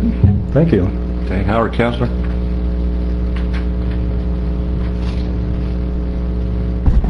Commissioners, first I want to commend administration for bringing this item forward at this time rather than waiting to the end of the budget year. I heard that there's spending-wise, we're not overspending. Yet I also heard that this is not sustainable what we're doing. And I hear that there is a difference in philosophy. And the difference in philosophy is this. We knew as a board that we're supposed to have 3 months of monies in that cash balance because that's what we need to properly have as a county and being responsible to the residents if an emergency takes place. We drew down on that for $3.5 million over a 4-year period of time. The board knew this. The board voted for those budgets. And we're here today dealing with this problem because the board didn't make cuts when I think it should have been making cuts. I'd like to make some additional statements. On page 2 is a statement relating to the fire MSBU and how this questions dealing with solvency. I think the MSBU fund was doing quite well. As a matter of fact, one of the few funds that was doing quite well until it started to have its funds raided and the shift of the paid firefighters into it. At the same time, we ended up lowering the, not appreciably, but $4. But they were doing well at $65. There's also some statements I'm disappointed in that accounting report that border on biased rather than an accounting perspective, and I'll just leave that to that. When the population expanded by some 20 to 30%, our increase in government spending as these property values rose in some constitutional offices doubled in our county. This is all about balancing the budget. You're collecting less, you should be spending less. Our citizens are expected to do that. But the citizens cannot tax their bosses when they are faced with a shortfall at home. But you as a board can do that. You can tax your bosses as citizens by increasing taxes, fees, and special assessments instead of spending within your budget. Conservative budgeting, please. Thank you. Okay. Any more discussion? Is that adequate direction? I just want to make sure I'm clear on we're doing the 2.5. Do we rule out the furloughs, right? The capital projects, we're going to eliminate those for the remainder of the fiscal year. Is that correct? It's up to the board. Yeah. And as well as maintain those other, those other directions have been in place for quite some time now as far as We're still going to do the intersection improvement on 319. That one's not off the table. I guess my direction is do what you got to do. I think these are good recommendations. We're going to do the intersection improvement on 319. Right, but he's doing his job. That's the only one we kept in there. Just we need to. And we just got to do, like Randy suggested, day-to-day functions to make the county work. Otherwise, the capital expenditures are off the table. And we just need to take a pause and let our revenues build back up, and that's kind of where we need to think about with this item is that we just need to. Good advice. We've been spending pretty well. We've been doing a lot of projects. Now is the time to back off and let our revenues regenerate and let us build back up some cash, and so we're in a better financial picture. Just so the public knows that the road we've been working on to get paved is not going to happen now until after this fiscal year, if it even happens in, which is Old Shell Point Road. We're taking that off the table. So just now know that. Those gas tax money is going to pay for Old Shell Point Road. I just want to understand because people want to ask me questions. 1 cent sales tax. Okay, the reason we're not doing it is so we can keep that money in cash to show on our books. It doesn't really make any difference. We can't spend it on salaries or we can only spend it on roads, but we're keeping it just to show we got it. Yes, it's improving our overall cash for the county, overall. So, okay, that's... I don't like that. I'm against that, but I'm going to go along because that's what the board wants to do, and that's fine. Yes, I wanted to talk a little bit more about the furloughs because I know it's not popular. It's not something anybody wants to do. But I guess what I'm wondering if maybe as a board we should request is that we ask Tim to come back at some point in the whatever, in the next 2 months maybe, or? I think Alan pretty much said that in his motion. What do you want to see, Alan? I just said that if things are looking as they do now, when this is not an adequate enough improvement, if revenue still falls short, to come back with a report of other ideas or suggestions, so we might consider furloughs then. But we can't. The point I think you're hopefully making is that we can't wait too long, because the further along we wait, we keep stringing this thing along, we're out of time, and then they don't do any good. Right. And that was going to be my sentiment of coming back with it, because like Commissioner Moore said, we spend $50,000 a day. So if we wait another 2 weeks, then we're going into our 6th month, and then it's less of an opportunity for us to write it, because we've got less time to write it. So. I look at things fairly simple. I can't see why that when somebody leaves, instead of doing furloughs of the people that are there, my feeling is when somebody leaves, we just don't, everybody, all the way around the table, you just don't rehire. And we're not. We haven't, Jerry. I mean, look at the list. Well, I'm just asking the constitutionals, ourselves, everybody, when somebody leaves, just don't rehire. And maybe sometime down the road, when things get better, we can come back and hire those positions that we need. So you're against furloughs then? I would, yes. I don't want to rehire. I'm for not rehiring. It doesn't matter if it's whatever. I don't, I'd like to see people take well, that. And is that where you were going? Is there more to say? No, I guess I was kind of restating what Alan's intent was, but putting maybe a little more time urgency to it to encourage the administrator to come back in a month or whatever,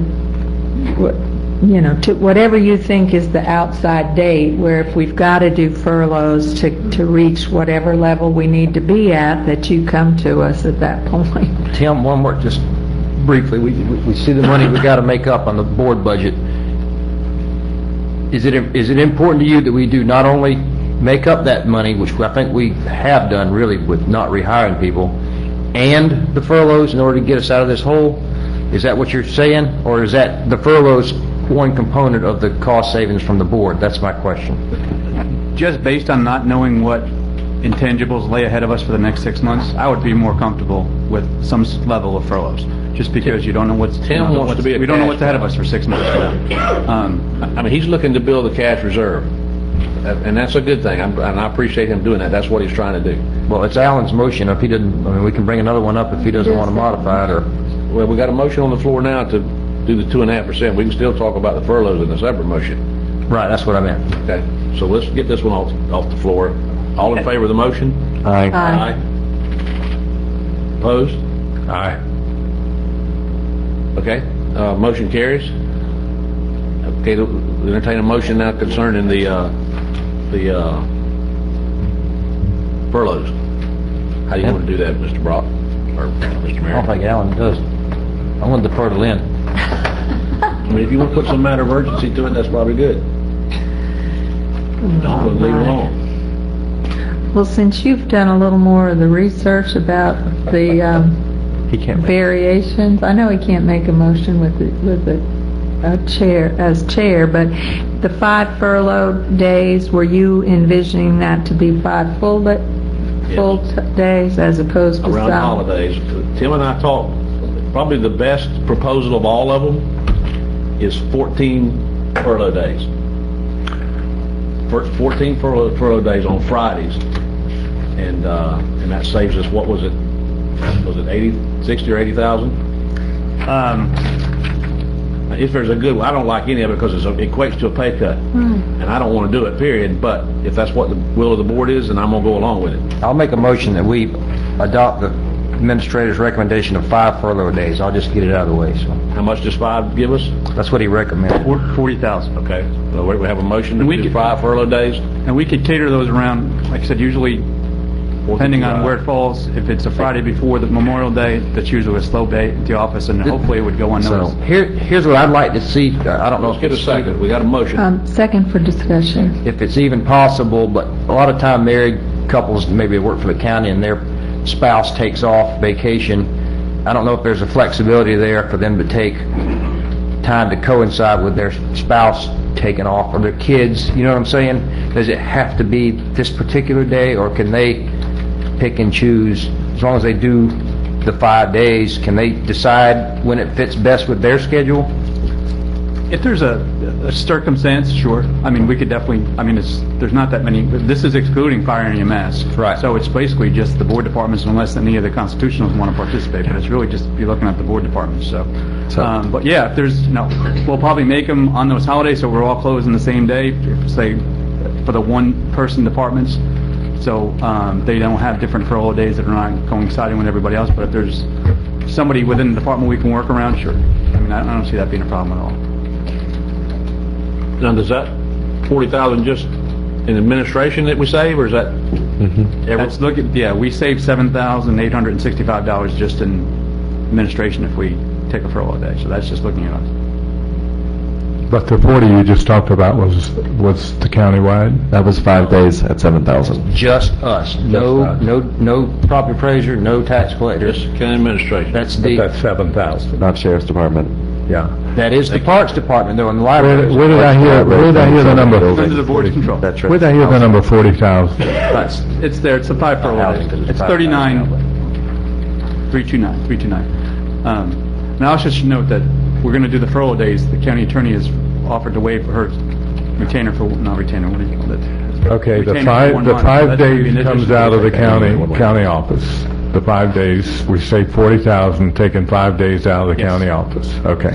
Another 10 from Heather, because she's going to give us Now, back. say that again, Tim, what Heather's doing?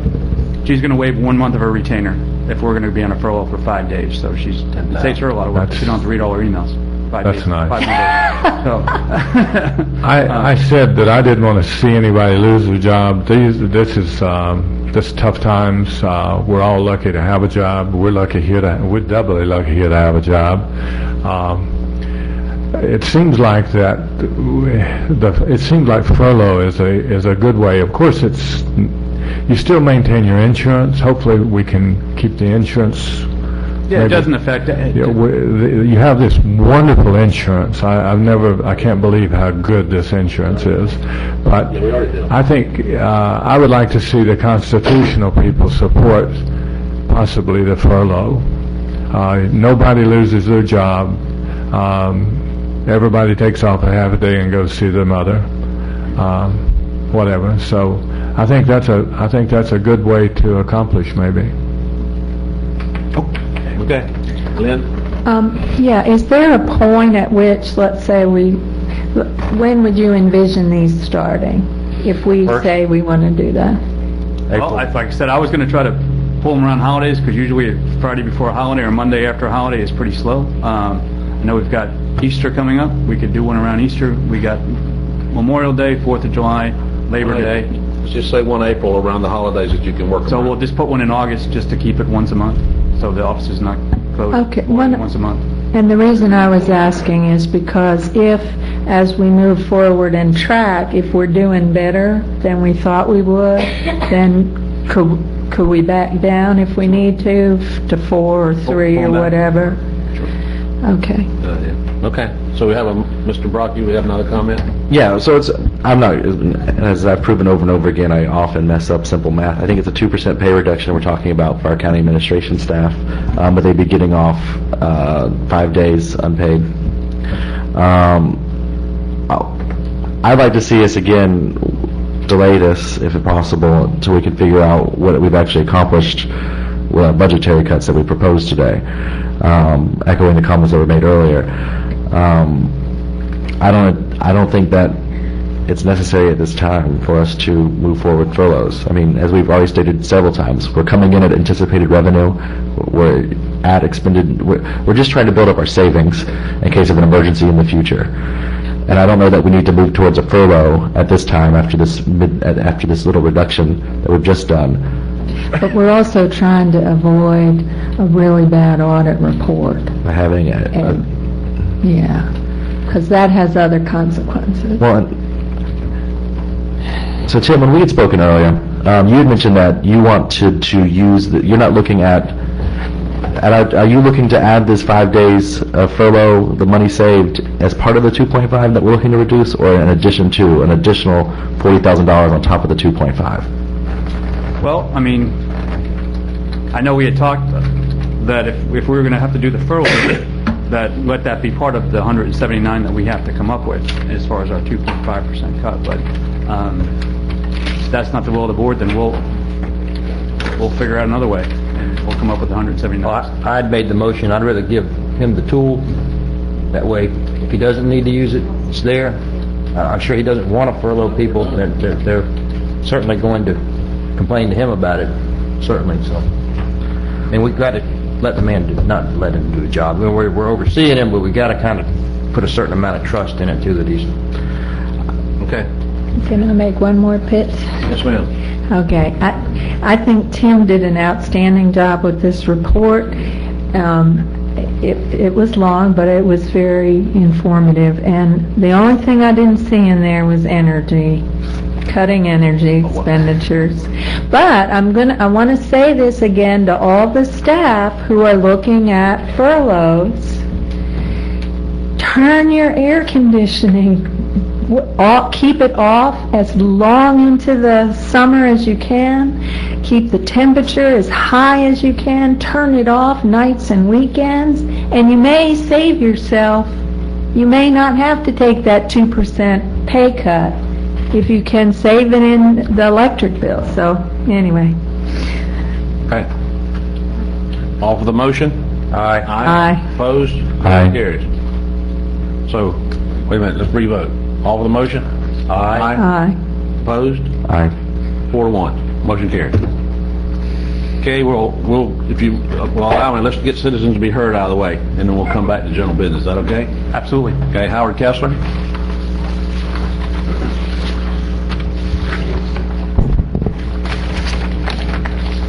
Commissioners, I have a question and an answer. Question: who is responsible for seeing that our county government is run correctly, efficiently, and lawfully? There is a pattern that when something is wrong and possibly unlawful, you shove it off onto some government agency or have an internal investigation conducted by those that the finger was pointed at. Both of the new commissioners have the responsibility and the opportunity to try to reverse this pattern. You, commissioners, are supposed to be our citizens' first line of defense against inefficiency, incompetence, and illegality. It is the other government agencies' responsibility to step in when you fail to do your job. Let me give you some examples. Vendors bidding. When there's a problem, don't fix it, just rebid it. At least one vendor gave notice of intent to sue. Anyone held responsible? No one. Housing Department. Programs were found to be out of compliance by state and feds again and again. After receiving non-compliance letters for 3 consecutive years, what was done? Nothing. Now when it can no longer be hid under the rug, what was your solution? Farm it out to outside agencies. A terrible indictment against the county's administration. Our citizens have suffered. Who is held responsible? No one. Former county administrator. When citizens brought serious accusations and voluminous documentation to this board, what did the commissioners do? Nothing. You refused to investigate. You stated this type of thing was not the responsibility of yours but other agencies. It wasn't yours responsibility. One or more commissioners told the citizens if they thought something was wrong, they should file complaints with the State Ethics Commission. In so many words, citizens were told that potential misconduct by county officials was not your responsibility nor inches to you. That is not acceptable. Wetlands ordinance. County employees issued wetlands violation citations not authorized by law and facts. County was sued, paid damages. Has anyone ever been held accountable and responsible? Now there are issues with the public safety and fire department. Why were several people with EMT and firefighter ratings lost over a short period of time? 3 had firefighter 2 ratings. 1 had held the highest rating of EMT in our county. There obviously is a problem. Is anyone going to be held responsible? Is the solution to have yet another internal investigation? Or will the solution again be to farm it out? I could go on. Commissioners, you are our first line of defense. That is what you get paid for. When are you going to hold someone responsible and accountable for failures? The answer to my question, Commissioners, you are responsible. Thank you. Okay, Larry Roberts. Chuck Hickman.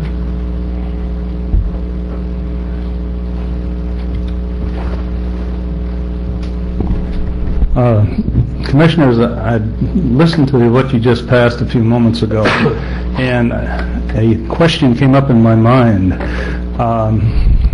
First of all, there are two classifications of employees.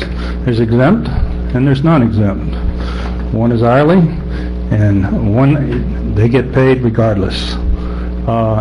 You can put all the people you want on furlough, but if they're an exempt employee, they still get paid. So what you're doing is you're hammering the person that is an hourly employee, the lowest paid on the scale, and you got a problem. You have a wage and hour problem. So it's something that you need to take a hard look at. Okay. So we'll go back now into general business, number 11. Okay, Commissioners, the next item up for general business is a request board approval of the rankings of the county administrator and schedule the interviews for your choice. I think it's a minimum of 5, but potential for 10. And you'll see the how they shook out based by the commissioners and then overall. So we're just looking for your direction on who we start schedule. Okay. I'll make a motion to approve. I don't know how we insert any additions or if anyone has any, I think. Okay, well, can you be specific, Randy, and tell me if you want the top Option 5? 1, adopt the current rankings for the county administrator, allow each commissioner the opportunity to select one additional applicant and approve the scheduled interviews. Okay. Does that include the top 5? Yes, adopt the current rankings for the county administrator, which are those top 5.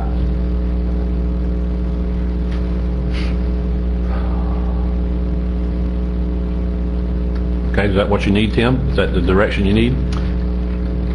Sorry, second. Second. Second by Mr. Broccoli. Is that the direction you need? We still have to Yes, pick- we're just looking for your top 5, and then if there's any wild cards, I think what we were calling it before. Well, let's go through and see if anybody has a wild card, and we'll put that in. Now, let me, That main before we segue. do that, this top 5 is the one that's in your agenda item, right? Yes, That it's you on, gave us. on the Okay. attachment, it's Pam, David Edwards, Ralph Thomas, Lyndon Bonner, and Jared Miller. That would be your top 5. Unless there's more. I don't have any wild cards. Alan? I'd like to add in Wes Underwood. Wes Underwood? Anybody? Lynn? Yeah, first I have a question, and there was actually a tie between Jared Miller and Michael Thompson, and it was my impression that Michael Thompson was no longer available, but was that confirmed? Was not confirmed. I did not check on him. I only contacted Mr. Bond. Okay, well, we said we would pick the top 5, but we have 4 clear, and then we've got 5 and 6 are tied. So I'm just asking, should we automatically put the tied person in even though I think he's not available? I think if you That's want not to, at your my- discretion. No, I think he ought to No, go in there it's a tie. automatically. Okay, I got you. I think he ought to go in there automatically, and it'd be a tie for 5th. fine with And me. let's find out what his status is. But Lynn, do you have another? Yeah, I do. Pull up. Yeah, I do. I would like to add Richard Reed. Richard Reed. Okay, so they have 5, and your ad was Wes Underwood. Wes Underwood and Reed. Okay? Is that the direction you need? Yes, and I guess we could all get together with you individually on what your schedules are like for scheduling these interviews. Quick question, since I had made the motion on it. When we're scheduling interviews, we're not paying anybody's travel to fly here from somewhere and interview. Is that correct? I think that's been the direction, that we're not Okay. including those. Just want to make sure. Lynn? Yeah, if by some chance either Commissioner Brock's additional candidate or my additional candidate turns out to be unavailable, they already have another job, do we have any opportunity to fill in somebody else in our additional spot? I would say no. Let's, Okay. I'm just for the sake of time and clarity, if we just keep adding, when are we ever going to get to the final list. We got 8 now, I think. So, that's just my opinion. I'm just one. Y'all can overrule me. I'm fine with that. Y'all do what you want. Well, I know it's been kind of a struggle, when should we check to make sure somebody's still on the market versus not.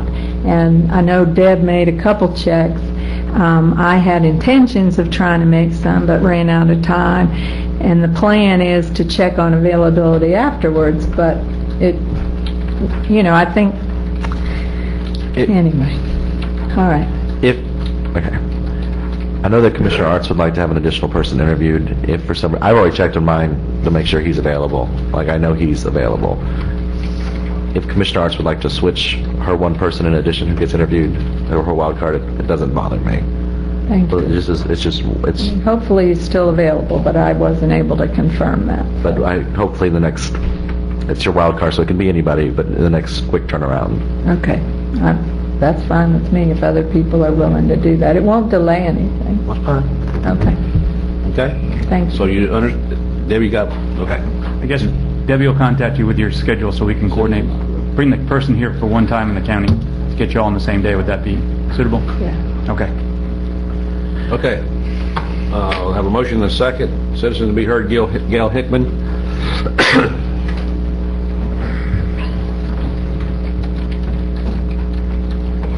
Hickman, 528 Hickorywood. I just wanted to say that education is very important to me, and I noticed that on the criteria of what this job was, we started out with a master's degree.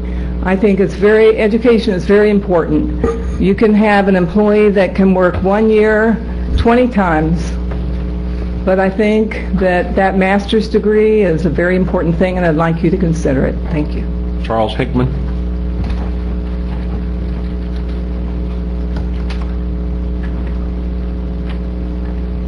Chuck Hickman, 528 Hickorywood Drive.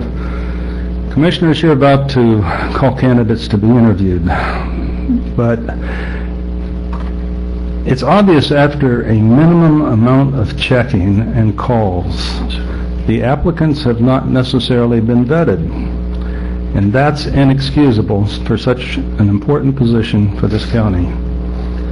I have legitimate concerns that your staff doesn't understand some of the terms used in human resources. I have heard terms used by members of your staff and earlier Mr. Pingree referring to employees as contract employee. There is no such classification. Under the IRS rules, you're either an employee or a contractor, and a major test is whether you receive a 1099. Mr. Pingree was an employee who had a written employee agreement or contract of expectations for both parties. Who in the selection committee has called previous employers to check past employment? Who has asked why these applicants have left and what their current status is? In other words, Commissioners, you haven't done your homework, but you've spent over $3,000 of county monies in advertising. Why waste that money and effort if you have predetermined who you're going to hire? God forbid that whoever you hire starts work with a cloud of doubt or deception hanging over them because you have not performed your due diligence. Larry Roberts.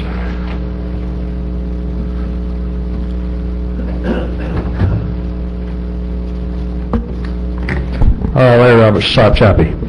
It's clear with the people who were selected that you want to get Wakulla County folks, and I can understand that. But I have some concerns about that approach. In this time of decreasing resources, possible layoffs, I think it might be difficult for a local person with long financial and emotional ties to be objective in the pursuit of their duties. Also, in that regard, in the academic and business communities, it's generally considered an intellectual inbreeding to get local folks. In reviewing the applications, I looked through them, and I came up with 3 that I thought were superior. 2 of them are mentioned here, Mr. Thompson, and it's questionable he's available, Mr. Bonner, which made the list, and the other one was a Mr. Keneful, Keneful, I believe is the way it's spelled. Anyway, I thank you for your attention. Bob Langford? Yes, Commissioners, Bob Langford. I'm a person who's been in Wakulla County for a long time. I haven't lived here all that long, but I've been definitely an individual who thoroughly loves this county and the people and the territory. I would suggest or offer you some possible advice that you remain a little more flexible on the choices that you interview, over the next several months. That you give yourself a little bit more flexibility. I can't exactly read that list from here or the names. I don't know whether they're from. I heard someone mention that they were folks from who spent their lives in Wakulla. But I would suggest that you that if you have if 3 commissioners had the opportunity to put in, so quote, the wild cards, that you add in your motion tonight, that you open that opportunity to leave those 3 commissioners with the opportunity to select an additional wild card to possibly be later interviewed and so forth. You may find, again, I'm assuming that there are folks coming from all over the nation here who might be interviewed, and you don't know whether or not they'll actually be available when you do go and ask them. They may find out that they may not want to be interviewed because perhaps the interview may put them in a poor light in their own respective positions that they currently hold. That's all I'm saying. I'm just saying merely that you offer the 3 commissioners who have not mentioned that they have a wild card, potential candidate, that you leave that opportunity open for them to later consider a wild card, and so that you have a larger pool of people to interview, so that you can show the citizens of this county that you've done, the absolute due diligence that you would like to present to the citizens. Thank you. Okay. Ms. Hart? Yes, when we earlier were talking about the process of how we were going to cull it down, and even earlier when we revised the ad, I indicated that I was going to make clear to the public what my criteria were, and I've done that through emails with some, and I just want everybody to know how I came up with my list of 10 people. And I took all the applications. I tried not to look at the name or where anybody was from. I tried to look just at the information that was on the application and the resume. And I was looking I put a lot of value on education and experience. So I was looking for people who had prior experience, management experience with local government, either a county or a city, and preferably at the manager level, but I also counted in some assistant management experience. And if they didn't indicate the size of the county or the size of their budget, I tried to look that up. And then I also looked at education, and I gave preference for people who had a Master's of Public Administration. I also looked at MBA and masters, other masters. I looked for whether they were credentialed as a manager, as a county manager. And then there were some things I was looking for in the resumes. I looked for people who had demonstrated that they had been able to handle a financial crisis or a downsizing. I looked for people who showed who appreciated the value and had experience with energy conservation and efficiency. I looked for people who had any initiatives in terms of smart growth. And out of the total pool, I ended up pulling out about 20 that met most of my criteria, and then I rank ordered those and eventually got to my top 10. I did find 2 people that I actually thought were probably overqualified or would be duplicative, 2 attorneys that I thought would be redundant with our own county attorney and our planning director and administrator. So anyway, I had promised that I would let the public know what my criteria were and how I came up with my list, and that's how I did it. Thank you, Alan. 2 things. One, I just want to thank all the applicants. We had a lot of great people apply from Wakulla County in our area, and we appreciate all of you. It was a very tough process, I know, for me. Secondly, on the next step of this, I know that we said for the first round of interview questions, we're going to ask the same questions of every applicant, correct? No? Not in, with your individual, yeah. So what's the next step? So how about that? What's our next step again? Could you repeat that for us? Well, obviously, we're going to try to schedule the interviews. I thought the actual, and do background checks, obviously. And honestly, that's why we hadn't done them until we knew which ones we were going to be looking into, because 60 applicants would take a lot of staff time to go through everybody's background and availability, and until we had our list, we weren't going to go down that road. But the next step would be to get the interview scheduled, for you to individually interview all these, how many ended up with, I think 7. And then we'll bring back, then we need to come back and call it down to, I think, 8, actually. 3 was the plan, and then you've got 8. And then have a public interview in front of the board. And the public interviews where we have to ask the same set of questions of each applicant. Okay, yeah, that's all. Well, I had skipped a step in my mind. Okay, each of us needs to come up with our own list of questions so that in our individual interviews you are trying to ask the same questions of each person, but we don't need to share that with each other. It's only when we have the public interviews we need to agree on a common set of questions. Okay, so we have a motion on the floor and a second. And the alternatives that we've brought up.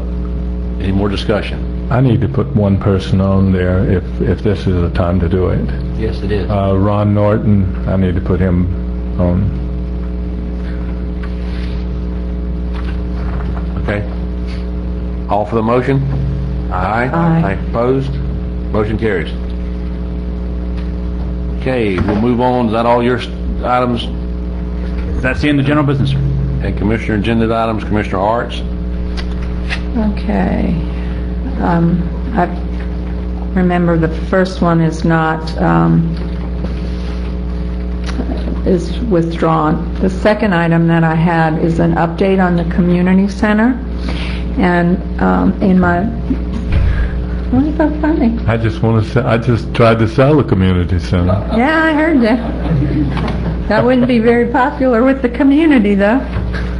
Anyway, as you know, as I reported at the last update, we had done a community survey and collected data from 692 people, and I shared the results of that survey. But since then, we got leaders with the Wakulla County Coalition for Youth, identified youth who developed their own survey and got the high school principal to administer that in several classes from 5 different teachers. And we also had that survey administered to both middle schools. We ended up with a total of 370 students participating in the survey, and I've given you the results. It was a simpler version of a survey. They were asked to identify their top 3 choices for indoor facilities and activities and their top 3 choices for outdoor facilities and activities, again from a long list that they had selected from or identified. And I found it really interesting. I hope you've looked at the results. Their top 3 choices for indoor facilities, number 1 was bowling,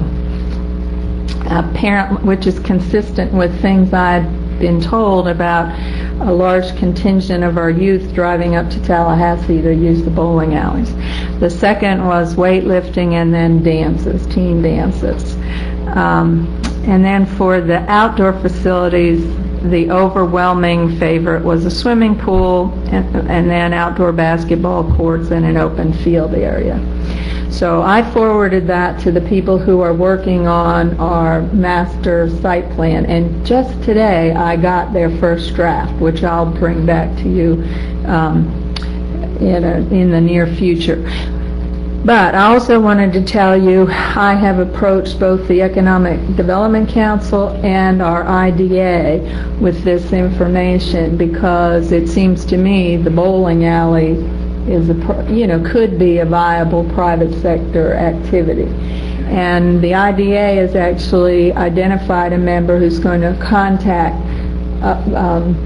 successful bowling alleys in Tallahassee to see if they want to open up a second one, or some of the chains to see if they might want to have one here. And with the weightlifting, at the EDC meeting, I suggested that maybe some of the chamber members who have fitness facilities might want to look at some low-cost, off-hour rates for youth to use some of our existing facilities. So anyway, I think it was, I'm very appreciative of the students and the adults who participated in this. It's more good information to help in our planning, and it's just another effort to keep you informed of what I'm doing with the community center and to be transparent to the community. So I move that the board approve the update. Second. Motion to approve the update, second by Mr. Brock. Any more discussion? All for the motion? Aye. Opposed? Motion carries. Okay, and my third item is an update on the wildflower pilot project. Just to make sure everybody's aware of it, in 2009, our commission established a wildflower pilot project with Florida Department of Transportation, and the area designated for preservation is on 98 Coastal Highway between Crawfordville and Woodville highways. And this came about after the wildflowers were mowed down in their peak spring bloom, and there were lots of complaints that came to commissioners, that came to DOT, and so forth. So we gathered a lot of people together, had a lot of meetings, and proposed that project. And there was a lot of support from it from a lot businesses, organizations, and so forth. Anyway, the item here is attached for the board to see. It was pretty general. It just established the wildflower project. After that, in the area, the designated section. After that, I and some other people met with DOT, and we came up with a mowing schedule and some mowing, agreed on mowing practices that would allow the wildflowers to bloom. And anyway, we're still fine-tuning. That new mowing schedule went into effect, and I think there have been positive reports, and in fact, our county has been. We inspired Gadsden and Leon to do similar kind of things, and we've been touted around the state as a county to look at. We certainly weren't the first. Volusia had, and others have had these kind of things in effect. Anyway, our project has taken a couple of hits. When we ran the reuse lines, we tore up part of the project, and now when we do the main coming from Spring Creek Highway going west, we're going to also tear up a lot of the pilot project area, which makes it difficult to get the flowers reestablished. But so it's a kind of gradual process, and everybody needs to be kind of patient with it. But we also got some, apparently there were some complaints that were called into the community traffic safety team, and they were very cooperative in meeting with me, and so I could better understand the problems and try to address some of the concerns. And so we've actually made a change, just so everybody knows, that safety strip next to the road, that's 6 feet, is going to be widened to 12 feet through the spring, summer, and fall. That gives more room for whether it's fire trucks, ambulances, disabled vehicles to pull off the road, any issues of people being able to see when they exit their driveway and so forth. It'll address a lot of any of those kind of concerns. So that was something we mutually agreed at the Community Traffic Safety Team. We're going to try that for a year and see how that goes. And I've also asked the Sarracenia chapter of the Florida Native Plant Society to consider helping to seed some of those areas that are going to be torn up. Maybe do a wildflower survey so we can identify the most important sections to preserve, and then if we have some other sections that aren't worth preserving, we can start mowing those. And also possibly to consider doing some selective hand weeding or midsummer mowing later on. So we're still experimenting with our pilot project, and I just wanted to kind of bring you all up to date. So I move that you accept the update. Second. Moved and seconded. I do have a brief discussion. I have a question. Okay. Sure. I have property down on 98 across the high school. I have a field of weeds. Not flowers, but I have that full right-of-way there is overly indulged with weeds. I love wildflowers. Can you fill that full of wildflowers instead of weeds? Well, yes. Go ahead. Some of it. Okay, that might have been part of what was dug up in the. No, it's about 60 or 70 feet of right-of-way between the hotel and the corner, and it's ugly weeds. Okay, but was that dug up in the sewer reuse line? Maybe 10 foot of it, but the other 50 is weeds.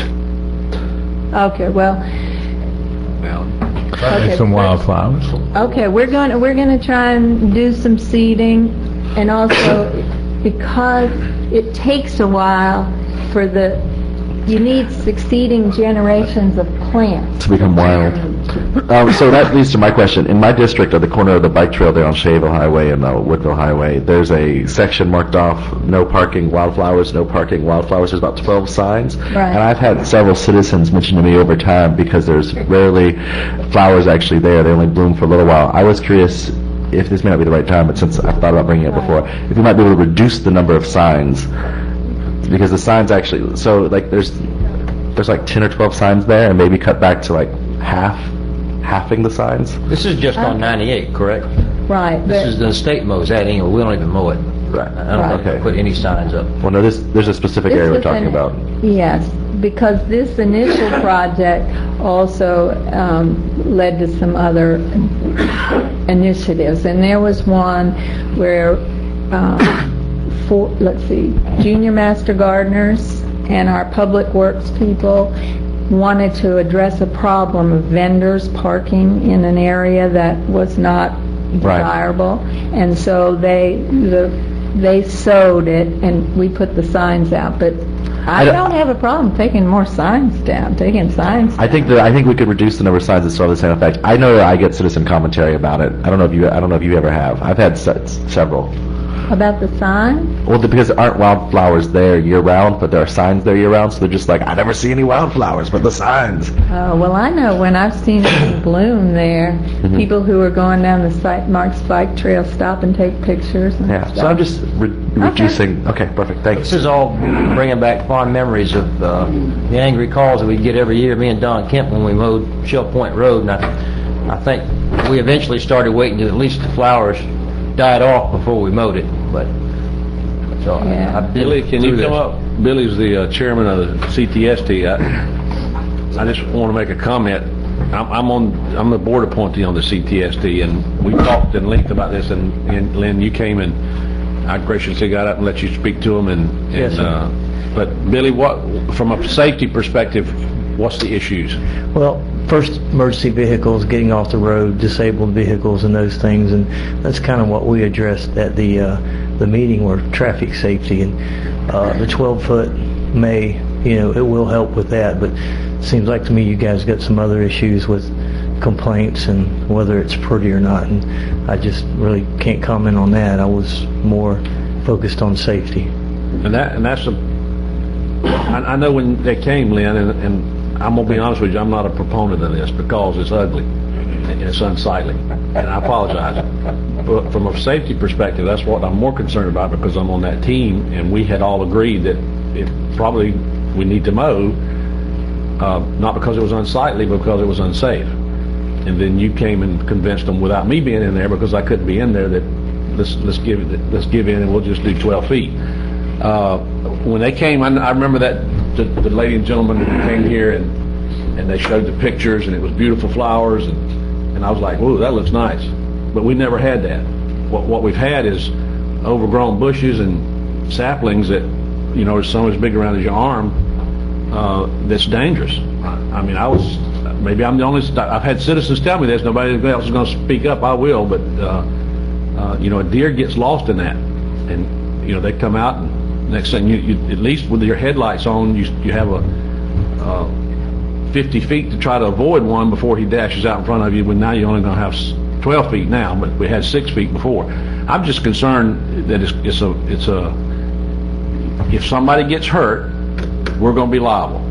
They could take a picture and they could come back to the board and say, "My son or daughter, or I got in a wreck and so and so got killed, and it was because you guys did this." I just want us to be cognizant of that, and that the CTSD is suggesting that it be mowed. Billy didn't say that, but Billy should have said that what they had said was it needs to be mowed all the way to the upper shoulder. So that's where I'm at. So I'm not going. I mean, I'm not for it. It was ugly. It was unsightly. It really was. I didn't see any flowers. Well, I can see the forest for the trees, but I didn't see any flowers.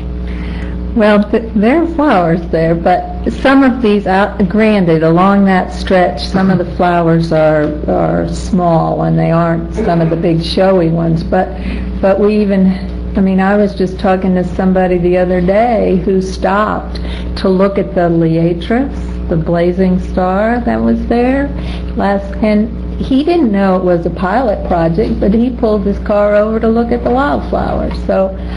Anyway. And he probably caused a hazard to right away by doing that. But can I say one thing about the safety issue? Because we have a couple wildflower experts who have been consultants on this project, and volunteer consultants, and I asked that question of them, about deer or other wildlife being obscured from view, and one of the individuals has done a fair amount of study or evaluation of that issue, and he couldn't find any studies or any data to show that there's an increase in deer and vehicle crashes along stretches where they have wildflowers than in more mowed places. So if the county has data that they can show that there have been an increase in accidents along there, then absolutely I'll be trying to see what else we can do. My property there at the high school, though, there was weeds 6 foot high. There might have been flowers out at the curb, but back in the area, though, before on the right of way, there was weeds 6 foot high. It looked bad. I know there are places where we've got dog fennel and some other things which are not so desirable. The swales are actually the most prolific, or one of the most prolific things. So what we'd like to try and do is preserve the swales and then the uplands moving out of there. And I think this 12 feet will get us pretty close to that. I'm just going to say that if it looks like it did last year, I'm going to come back with an agenda item to nix it and start mowing it again, because it was unsightly last year. I hope this year we get some seeds and we see some flowers. I really do. I'd like to see what those folks propose come to fruition, but I haven't seen it. Okay, now this, in terms of the intentional seeding, which we're going to try and do, especially in the disturbed areas, we can't do that till next fall. So that won't be happening this summer. But we should see some of the seed bank that's been starting to rebuild in the soil. We should start seeing more blooms from that. It takes a while for the bloom. You know, it's like the first year's always the worst, and the next year's better, and the next year's better after that. We have pretty far. We've already heard this. This is a state road, right? Mm-hmm. So Too late. DOT is the one in charge of mowing it, not Cleve. I would think if they have a problem, they're not going to create a safety hazard. This is really not a high priority item for me, so if we want to let the wildflowers grow, giddy up. Well, you can mow. Good. Yeah, any individual property owner can mow. There's not a prohibition against, 12B. you know, it's a voluntary participation in front of your house, even though it's state right-of-way. If you really don't like it, you can mow it. Okay, let's let Chuck Hess come talk about it.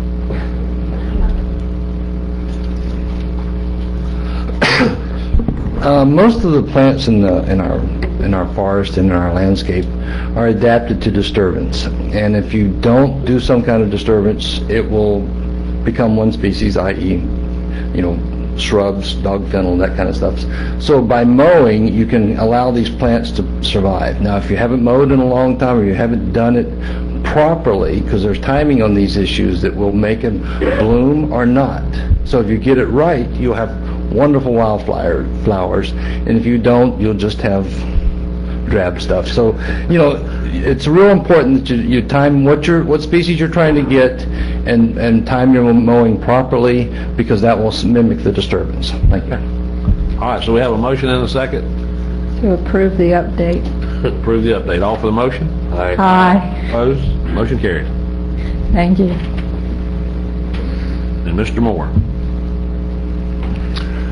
Basically, I have an agenda item that requests the board's approval to authorize staff to review the proposed SAP plan change of Mr. Boynton's property on Zion Hill Church and provide recommendations of such change. Such change proposal is attached. Mr. Boynton has the maps to go along with that. A little bit of background on this. When Mr. Boynton heard that the Wakulla Heritage Group was seeking a location for a heritage village, he gave me a call and some of the other commissioners that he would make the offer and donating at no cost 40 or more acres on Zion Hill Church to accommodate on Zion Hill Church Road. But in order to accommodate that donation, he would need to make a change in the current SAP plan. And I think he's here tonight if you have any questions about this item. Well, yes, I've been. Do we need a motion to do something? Well, I'm asking the board to direct staff to review the plan that he has now. It's not, he has a SAP plan. Do we need a motion, Lindsay, to do that? Yes? Okay, so we have a motion by Mr. Moore to direct staff to... I'll second to have staff review. Okay. I have a question for Lindsay before we get started too far into this. Lindsay, is this kind of, we're not asking for any fees to be waived, is that correct? No. Okay. Basically, that was my question. If this is part of a I know a comp plan is like $5,000. He has a plat. He has a current SAP plan, but to accommodate this donation, he will need to change that plan, and he has submitted that plan. Lindsay has a copy of the plan. You have a copy of his? I do. We do not have a formal application, though. Well, that's what we're trying to do tonight, to ask you to, a formal application? Okay. Yeah, as Commissioner Merritt was speaking to, typically when we have a plat that's being reviewed, and this would be coupled with a text change to a land use change, which would require, the comprehensive plan fee. So this isn't a formal application in front of us yet. I guess what, Jerry, you're asking for, and Ben, correct me if I'm wrong, is to a cursory review maybe and talk to DCA. I think I'm kind of reading Ben's mind, but he doesn't want to spend money going down a road that's going to dead end somewhere. I think is basically what it boils. He wants to give the property to the county. I don't want to speak for you, to the Historical Society, but not at the expense of spending money. So I guess he's asking, if he turns in a formal application, there's costs associated with that. Is that correct? Yes. Okay. I guess what he's asking is a cursory review, and the only reason why we're even involved in this is because he's agreeing to donate some property to the Historical Society. Ben, would you just tell us what you're doing? Yes, I will. What I am proposing is that I limit the density of the property that I have now as a 1 unit per 1 acre to 1 unit per 2 acres, and taken roughly half of the land that on a 1 per 1 I would have put it outside of the lots, left in natural state area roughly 80 acres of my 160 acres, roughly 50%. And by reducing the density from 1 unit per 1 acre to 1 unit per 2 acres, I'm wanting to reduce the natural state area outside of the lots by half. So, and that half would be the 40 acres that I would donate to the Heritage Group. Now, what that means is that we have a SAP that dictates a 1 per 1 usage with a density of 133 units on this particular piece. By reducing it down to 75 units, which gives, the math is a little bit skewed, but when you go to the detail of it, it does make sense. But we're looking at 75 units on really 150 acres, not 133. So there you get your 1 unit per 2 acres density that I'm talking about. But the bottom line is this: it is a SAP that was dictated by DCA, and DCA has got to sign off on it. The only way that I can go to DCA, well, let me back up. I can't go to DCA and get anything done without the support of the commission. That's really where it comes down to. If you support me on this, I, with Mrs. Stevens, could go to the DCA and plead our case. That does not mean DCA is going to sign off on it. It just means that we'll have the ability to negotiate with DCA to some degree. I don't know how flexible they are on this. Now, there's a possibility that DCA will go away mid-year.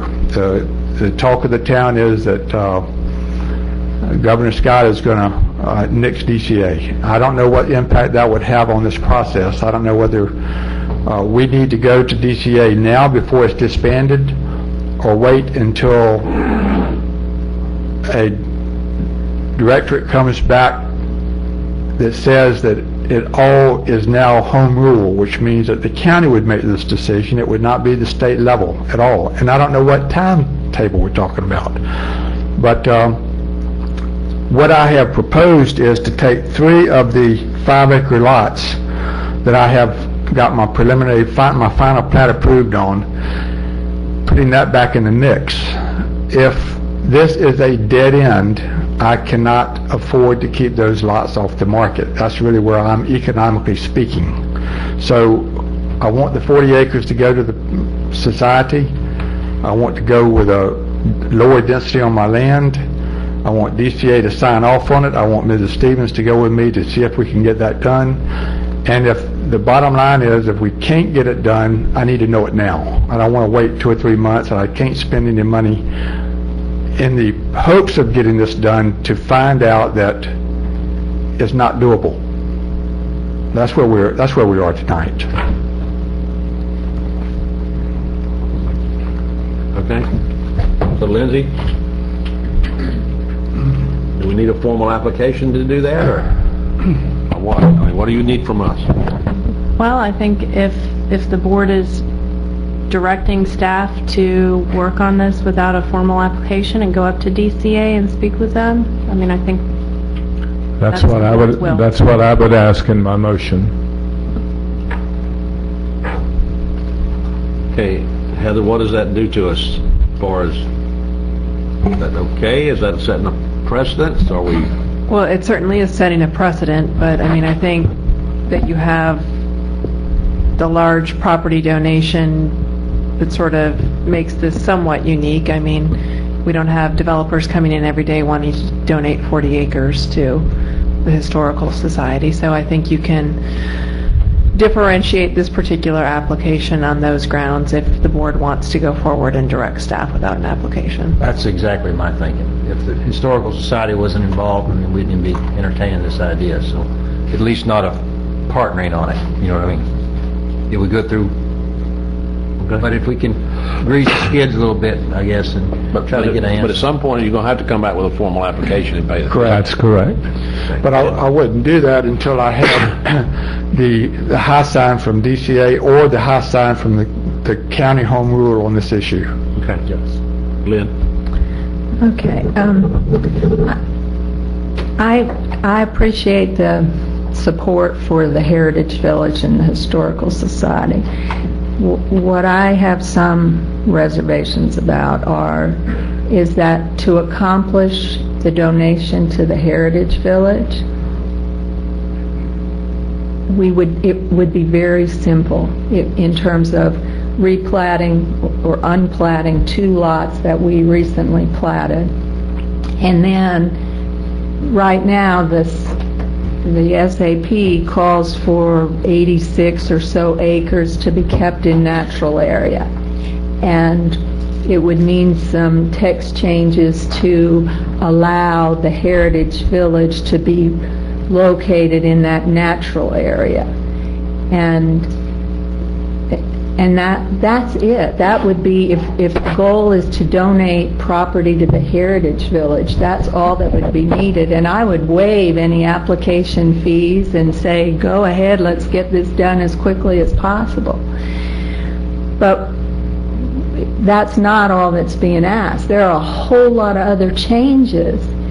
The 86 acres of natural part is basically going away, and only the Heritage Village would be, part of that would be preserved as the Heritage Village, and I have concerns about that. And then there's some other changes, and so to go through and to throw in all those other things, to me, I don't understand why that is part of this process at all.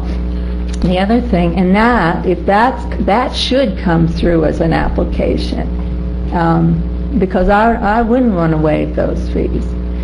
Now, if you want to have some preliminary conversations among staff with DCA about what they might be willing to do in terms of the SAP and the Heritage Village, then I would let the full range of options. I mean, quite frankly, I'd give the whole 86 acres that you're going to put in a conservation easement to the Heritage Village and let them, they can do trails through it or whatever, and it's the same difference.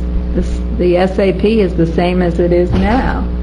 So, so I would like, if staff goes and looks at, if we want to try and get 40 acres from natural area to become a passive or a park, with buildings, how could that be done in a way that would satisfy DCA? I think that's great, and I'm all for that. If it's trying to get DCA to go along with a whole lot of other things, that doesn't sound so great to me. I don't think he's asking for any waiver of fees. He's just asking to get the blessings from either get the blessings or not get the blessings so he can go forward. If he can go forward, then he'll pay all the fees. Correct. Are you looking for full blessing? I don't know that you'll get it, I'm using the word blessing, I don't know that you'll get full approval one way or the other. You're just looking to get some insight to see if there's any red flags raised instantly. Right. And I'm not, and that's and my understanding of what we're asking staff to do is staff to look it over and staff to talk to DCA with Mr. Boynton and see if there's any immediate red flags that they say absolutely outright this can't happen. And if they say that, then he'll stop. We're not looking for a huge investment of time and energy. Actually, it's just a trip with Mr. Boynton up to DCA. Yeah, to clarify the motion. But why just do it to, if they don't like this plan, see if there's something else that could be worked out that would be acceptable to DCA? It may not be acceptable to you, but That's it might correct. be acceptable It probably to would them. not be acceptable to me, and that's where I think you might be missing the boat. Right now, I've got 1 unit per 1 acre, which is 133 units. Economically, 1 unit per 2 acres could get me there in lieu of the 1 unit, instead of the 133 units on this tract of land. If we did 1 unit per 2 acres where I could bring in the dirt out that's currently in the natural state area, bring it back into the lots for lot value increase, then economically it makes sense to do that. Not only do you have less density, but you also have still half of your natural state area, which becomes the Heritage Society's area. So I think it is a way by which there's no 2-acre tracts on that, very few 2-acre tracts on that side of Crawfordville. There's a demand for it. That's where I'm coming into play. That's why I'm wanting to do this. The 133 lots are there, but to be honest with you, if you do 133 lots on clustering, then as it is today, the 87 acres of natural state area, 87 acres, would go just to that neighborhood because they would be the beneficiary of that land. It would be used to help me sell those lots because a person that's on a small lot wants to have some land beyond that they can use just for the association's use. So it's an economic thing. The bottom line is this: 40 acres to the Heritage Society, with me having 2-acre tracts. That's the bottom line. If I can't get there, then I'll just do the 133 cluster and keep everything within the association, so my values can be to the point where I can at least make back the money that I've lost on this deal, on the cost of the property. Alan? And one of the things that gives this appeal to me, because is the reduction of density that he's proposing, cutting the number of houses by half out there. Because right now we don't want that dense development out there if we can avoid it. Yeah, except I met with staff today and they calculated and they don't see it as a reduction in density, so it's a half the housing. Somehow I don't see how you get that way. Lindsay, do you have a comment about whether this proposal is or is not a reduction in density? Well, Mr. Boynton, he is going from 1 to 1 to it's a little bit less than it's a little bit less than 1 to 2. You're going basically from 133 units down to 75. Well, that is not, the 1 to 2 is because if you put the 3 5-acre tracts back in the mix, then you're at 150 acres, not 133. And then you take half of that and you get the 75, which is where I am with the 1 to 2. But since we've already platted those 3 lots and calculated the amount of set aside for natural area already, that's been approved through a final plat. We're just looking at the balance of the property. I see how you're running your numbers, but that's how we're running our numbers to figure out what deficiencies you have as far as natural areas in the previous plats that have occurred from Flowers, from the plat that the board just saw. And that's, again, it's roughly 86 acres. What it means is that I have 133 acres minus 86 is 40 acres that I'd be putting 133 units on. That's correct. Mr. Chairman, rather than getting a lengthy discussion about this, maybe Lindsay could look at what he's wanting to do, and just like the motion was, and then we could make an informed decision on it. This is a lot to soak up. You suggesting come back, have Lindsay come back and tell us what? Well, how we like should Jerry proceed. asked, you know, I don't think it's going to hurt if he's going to make a donation to have Lindsay ride to town and meet with DCA. I don't see a problem with that. And then kind of look at what Ben's wanting to do and let her give Tim her opinion, and Tim can give it to us. That's pretty Look at simple. it. That's a fairly simple deal. Okay. Well, excuse me, Commissioner, what I'm trying to do is get a feel from the commission as to whether or not this is something, let's just say hypothetically that DCA goes away. I'm sitting here 2 months working this thing out. It comes back to you, it's in your lap. I'm coming into you with the same scenario, and I'm saying, are you going to approve this? And you say, yes, we are, or no, we're not. And if we say, no, we're not, and I'm 3 months into this, and I've had my lots off the market for 3 months, and I'm counting on this vote, and you can't give it to me, that I'm going to be in pretty bad shape. You're asking us to buy a pig in the poke. We can't do tonight. No, I'm not saying that. I'm saying that the issue is, the real issue is this, that I want to discuss. And the issue is whether or not the land that is now in the natural state area, which is the 86 acres that Lindsay is talking about, if it's reduced to 40, and the 46 acres that we're talking about moving into the lots as ownership by the lot owner, my contention is that land can be governed by the covenants of this association. The association can take, and I've already created the document by which there's no more than 10% of the lot would be impervious, that you would have the same amount of natural state area in the lot. It's just controlled by the lot owner instead of by some other entity. And that's really where we're coming to. I mean, this is the bottom line, is the land's going to be left in its same state. It's not going to be changed, whether in 10 years or 15 years down the road. They're going to look at the trees. They're not going to care whether the trees are owned by the lot owner or they're owned by the association. And the flowers are owned by the association. There's no difference. Let me see if I can make that a little more simple. Basically, had I not talked with you, whatever, I would be totally confused at this time. But the way I see it is, you're going to give 40 acres to the Heritage Foundation. You're going to take where you were building 150 homes and you're going to go to 75. That's what I see. He's going to give 40 acres to the Heritage Foundation. He's going to go from 150 homes to 75. Now, all the other stuff is stuff. I'll say let's move forward on this motion and let Lindsay look at it. I'm fine with it. Looking at it, it's just understanding that you can't get a We understand that that from us. It's really a DCA call anyway at this point. I agree. I don't have a problem with that. My motion would be then for Lindsay to accompany Mr. Boynton to DCA to get the blessing. We got it.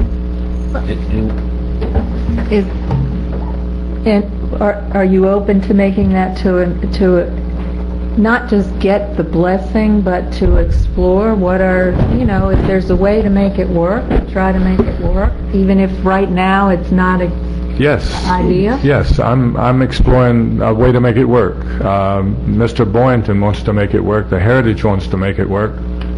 I want to make it work for the Heritage.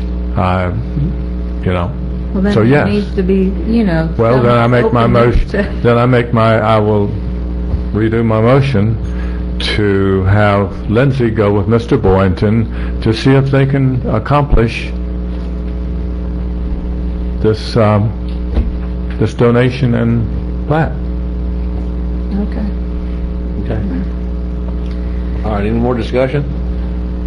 Any citizens? All for the motion? Aye. Aye. Opposed? Motion carries.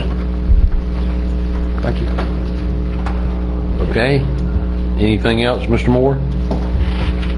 Under Commissioner agenda items, No, I don't think I have any. County Attorney, Nothing tonight. Administrator.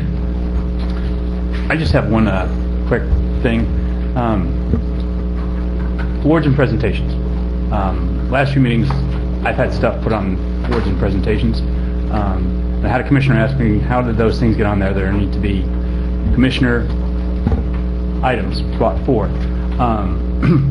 So I just want to tell you, I'm not going to put anything more under awards and presentations.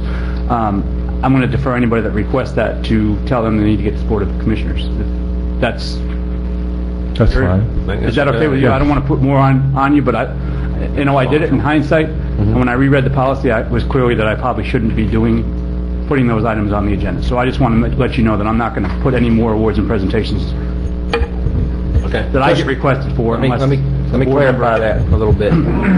I can, of course, request to put anything on the agenda I want to. Yes. And apparently, if these four guys don't like what is on my item, they can just remove it from the agenda by majority vote. I don't want to get us in the situation, if We can. yeah, you can change the agenda. It's Tim's agenda until it gets up here. Then We it's have our the power agenda. to approve or change the agenda. I don't want to get into a stickler point where I want somebody to give a presentation on how great calculus is, and it's going to be a 30-minute presentation, and then y'all are put in a position to have to remove it off the agenda. Is that kind of what you're saying, that I can say I want something on there, and then they approve it via vote of the agenda, or the board has to agree to put it on there? That's what I would prefer. I would rather any item that has to be put on, and ultimately it is the board's decision to go forward with it, but anyone that's on the agenda before you get to it has been vetted and requested through a commissioner.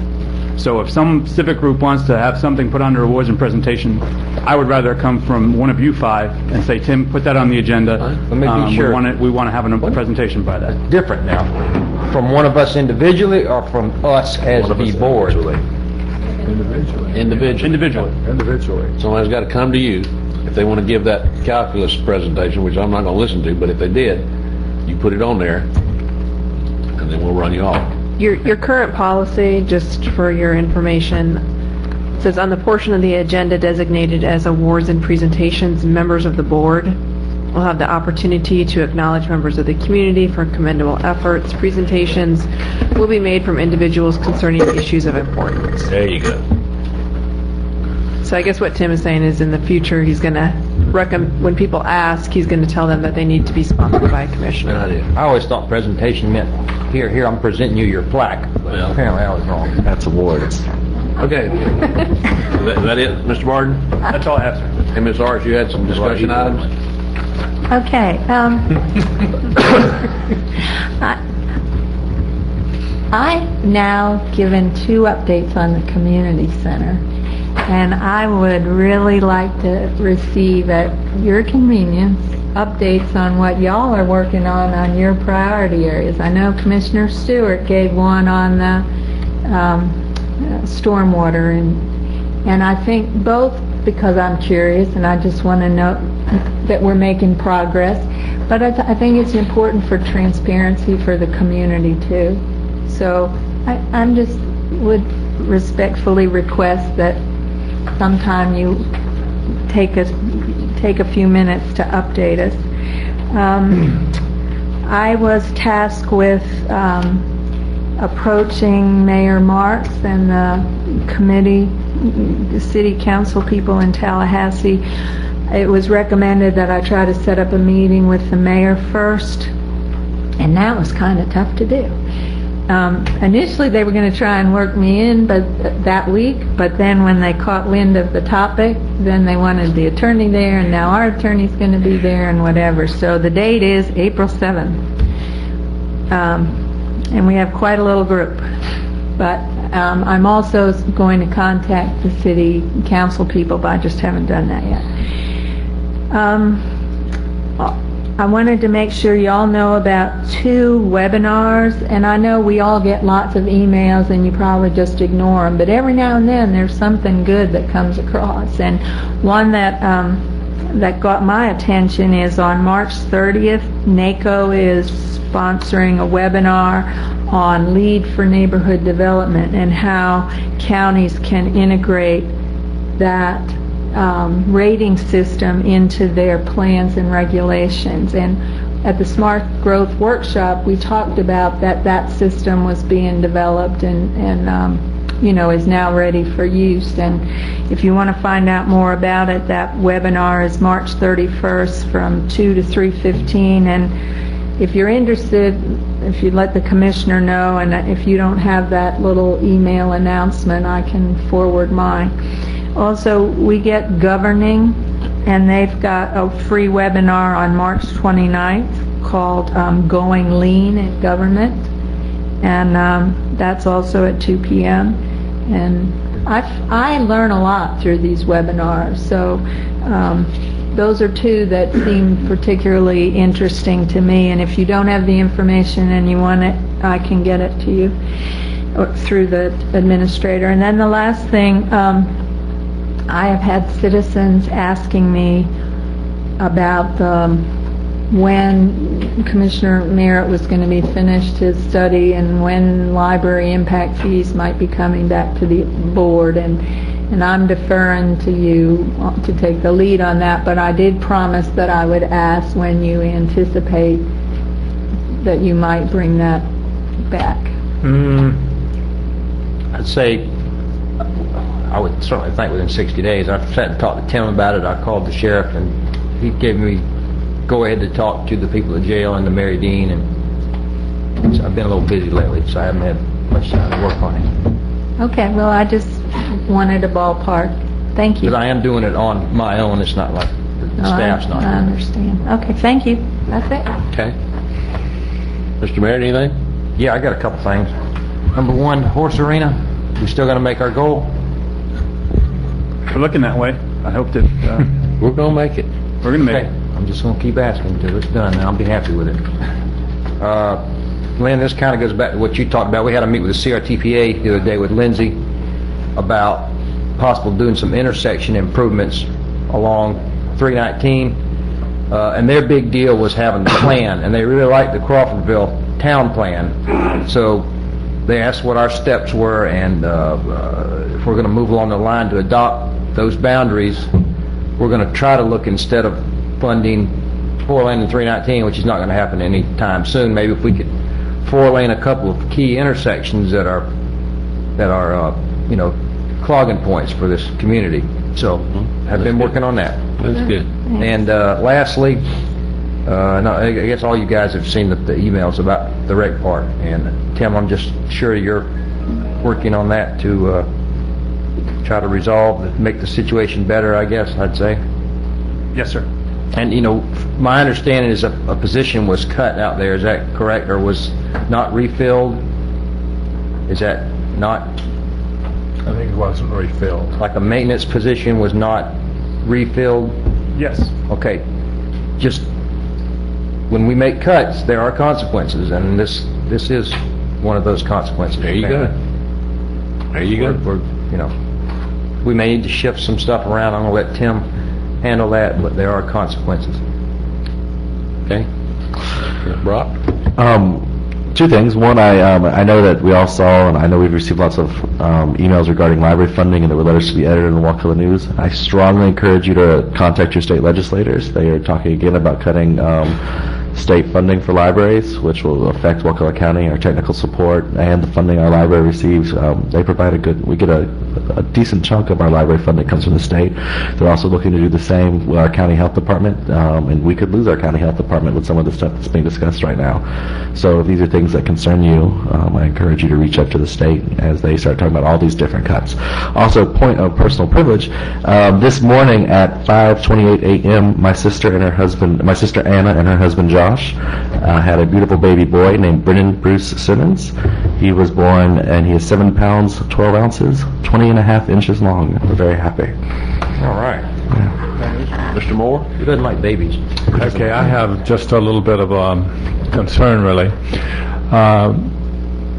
For a long, long time, it seems like that I keep hearing from educated folks that uneducated folks are some sort of a second-class citizen.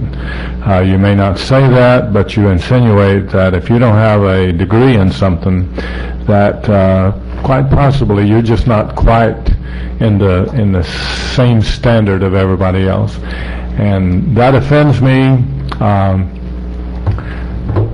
I have a degree in pharmacy. My family are all educated. But it offends me that we go down this road thinking somehow that a degree makes a person. I've been there. A degree does not make a person. It helps you to earn money and it increases your position in the world, but it has nothing to do with the kind of person and the quality of person you are. The present company here, I think Ms. Arts has a PhD degree. No. You have, what do you have? You have some sort of degree. I have an MD. You have an MD. I have 2 masters. Please excuse me. I just want to say, if I'm going to have surgery, I want to make sure my surgeon has a medical fine degree. enough. And I believe, Mr. Hess, you have a biology degree, maybe? It don't matter. Okay, good enough. It don't matter. We're all doctors. All right. Anyway, and I'm a doctor too. Yeah, pronounce it. All right. Anyway, the thing that I'm getting to is that I have a degree in pharmacy, and throughout my career, I probably had 100 PhDs who taught me. They taught me chemistry. They taught me biology. They taught me physics. They taught me anatomy.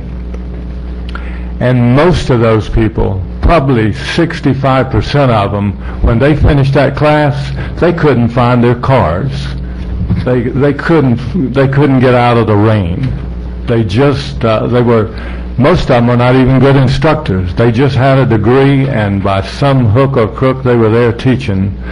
Some of them couldn't speak the language.